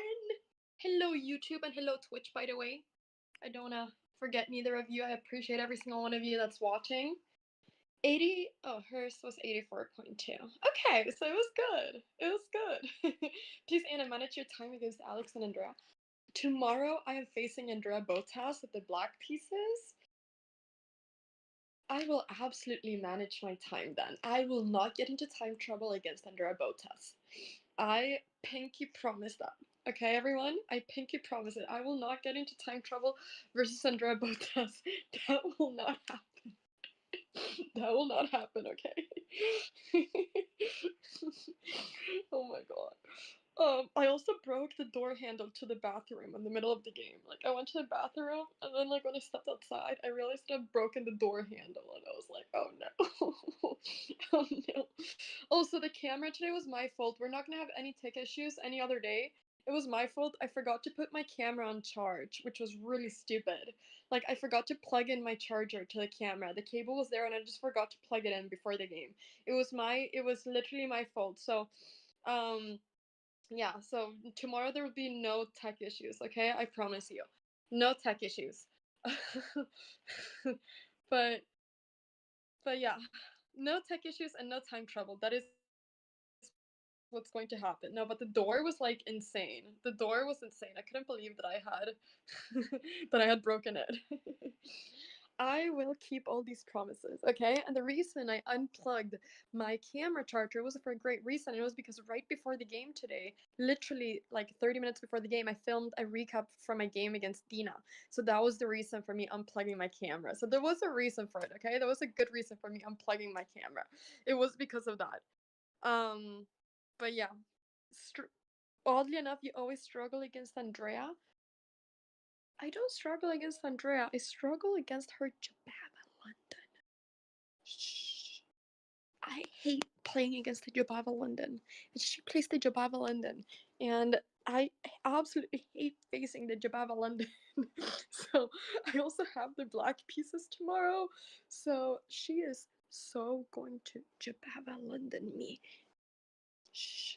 But yeah, it is what it is. It is what it is. I am so short. Like I would bet so much on her Jababa Londoning me tomorrow. But yeah. But shh, don't tell her, okay? Don't tell her. Like be quiet. But anyways, I hope that you're enjoying the BOTEZ chess camp. I hope you guys are enjoying. Yesterday I couldn't join the stream because I didn't have a producer, but today I did. So thank you so much for helping out with producing this. But what was I gonna say? Oh yeah, yesterday I was so upset after not winning against Dina. I mean, like 9.5 out of 10 games I would win, with like the position that I had, and then I just couldn't believe that I didn't win that game. But life is what it is, right? She blundered, I blundered. That is life. But yeah, I was really upset after the game that I didn't. Especially during the game. I don't know if you were watching yesterday's game, I don't know if you saw it, but for like 30 minutes, I was like literally internally crying. I don't know if you noticed that, but I was literally internally crying yesterday. But I drew. Like literally the end game that I drew is a million times more hard than winning the position that I had.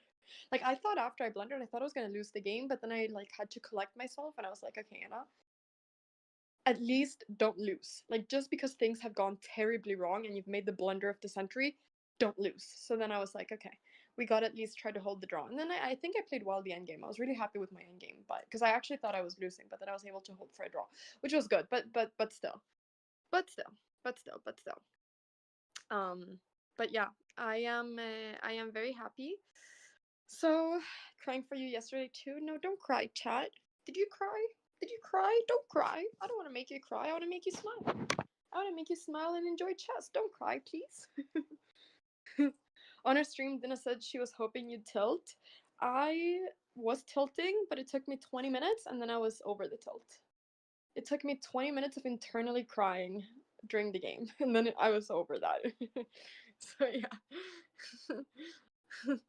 But yeah, I mean it was maybe the blunder of the century is a little bit exaggerated. But yeah. Anyways, it is okay. It is okay. But if I gave you a small heart attack, I'm sorry. But tomorrow, everyone, we're facing Indra BOTEZ, same time as today, which is 11 a.m. Pacific, 8 p.m. CEST, Central European Time. I have literally changed my whole rhythm here. Like I am sleeping at 11 p.m. every day. I'm sleeping at 11 and I'm waking up at like 8:30. Like I have fixed my sleep schedule. Maybe I should just move to LA to like fix my sleep schedule. But I have fully fixed my sleep schedule. It is actually crazy. Like I'm like having such normal times. Like people were up yesterday at 11 and I was the first one. I was like I need to sleep. Like I'm so tired. It might be that I'm jet lagged, but I'm so tired all the time. So I slept so long. It was insane. But yeah, so I'm feeling really good. I'm probably gonna take a nap now too, because I keep on just sleeping here. Like people are, doing chess, people are doing a bunch of things. I'm just sleeping. I am constantly so tired. So I think I might take a little nap. But yeah. um Thank you so much also to every single one of you that has subscribed either yesterday or today. I really appreciate it here on Twitch. Um yeah, I think my mom doesn't say thank you to each and every one of you that subscribes, but I appreciate it from the bottom of my heart. Subscribing helps doing these sort of events. So thank you so much for supporting them. To every single one of you that has subscribed, thank you, thank you. I really appreciate it. There we go. Darkito comes in with the prime. Thank you so much. Thank you so much. And I have to say one thing, and that is that winning feels amazing. Like every time I win a chess, I realize just how good winning feels. Like winning feels so good. Winning and losing are two different worlds. Winning is like so much more fun. Thank you so much, Lacey, for the prime. Thank you. Thank you, thank you. Like winning is like the greatest thing ever. I just yeah. I love winning at chess. It is so great. But I think I'm playing well. I think my form is pretty good. And I can't wait to play Android tomorrow. It's gonna be a lot of fun. If I lose, I'll cry. If I lose tomorrow, I'll cry. That's it. All right, everyone. I think with this, I am going to be taking a little bit of a nap. Tomorrow, same time as today, 11 a.m. Pacific, 8 p.m. Central European Summertime. Can't wait to play tomorrow. I'm gonna get some rest. I'm gonna film some stuff, and I think there's a video coming up on YouTube. So if you aren't subscribed to my YouTube channel, then subscribe. And thank you so much once again, everyone watching on YouTube and on Twitch for following me on this journey. BOTEZ Chess Camp has been so fun so far. Big shout out to the BOTEZ sisters for organizing this. I hope you guys are having as much fun as I am here. And let's go ahead and get 2100, everyone. That is the goal. I want to get 2100 very soon. I got another tournament after this in Portugal, and then I'm playing the Olympiad. This is the fall of getting back 2100 and of playing the best classical chess we have played. That is the goal. So, okay, everyone. With this, I'm going to say goodbye. Thank you so much for watching, everyone. And, ooh, wait, did we get some gifted subs? Thank you so much, B Pander, for gifting 5 subs. Thank you. Thank you, thank you. I really appreciate it. I should be having my phone. Okay, now I have my phone. Now I won't miss any other notification. Thank you so much, B Pander, for the 5 subs. Thank you. Thank you. Thank you also so much, mods, for hanging out over here and for helping out. Thank you so much. And thank you to every single one of you that has been supporting me and checking this out. So I'll see you all tomorrow. Bye bye. Bye bye, bye bye, bye bye. Take care, everyone. See you tomorrow. See you tomorrow.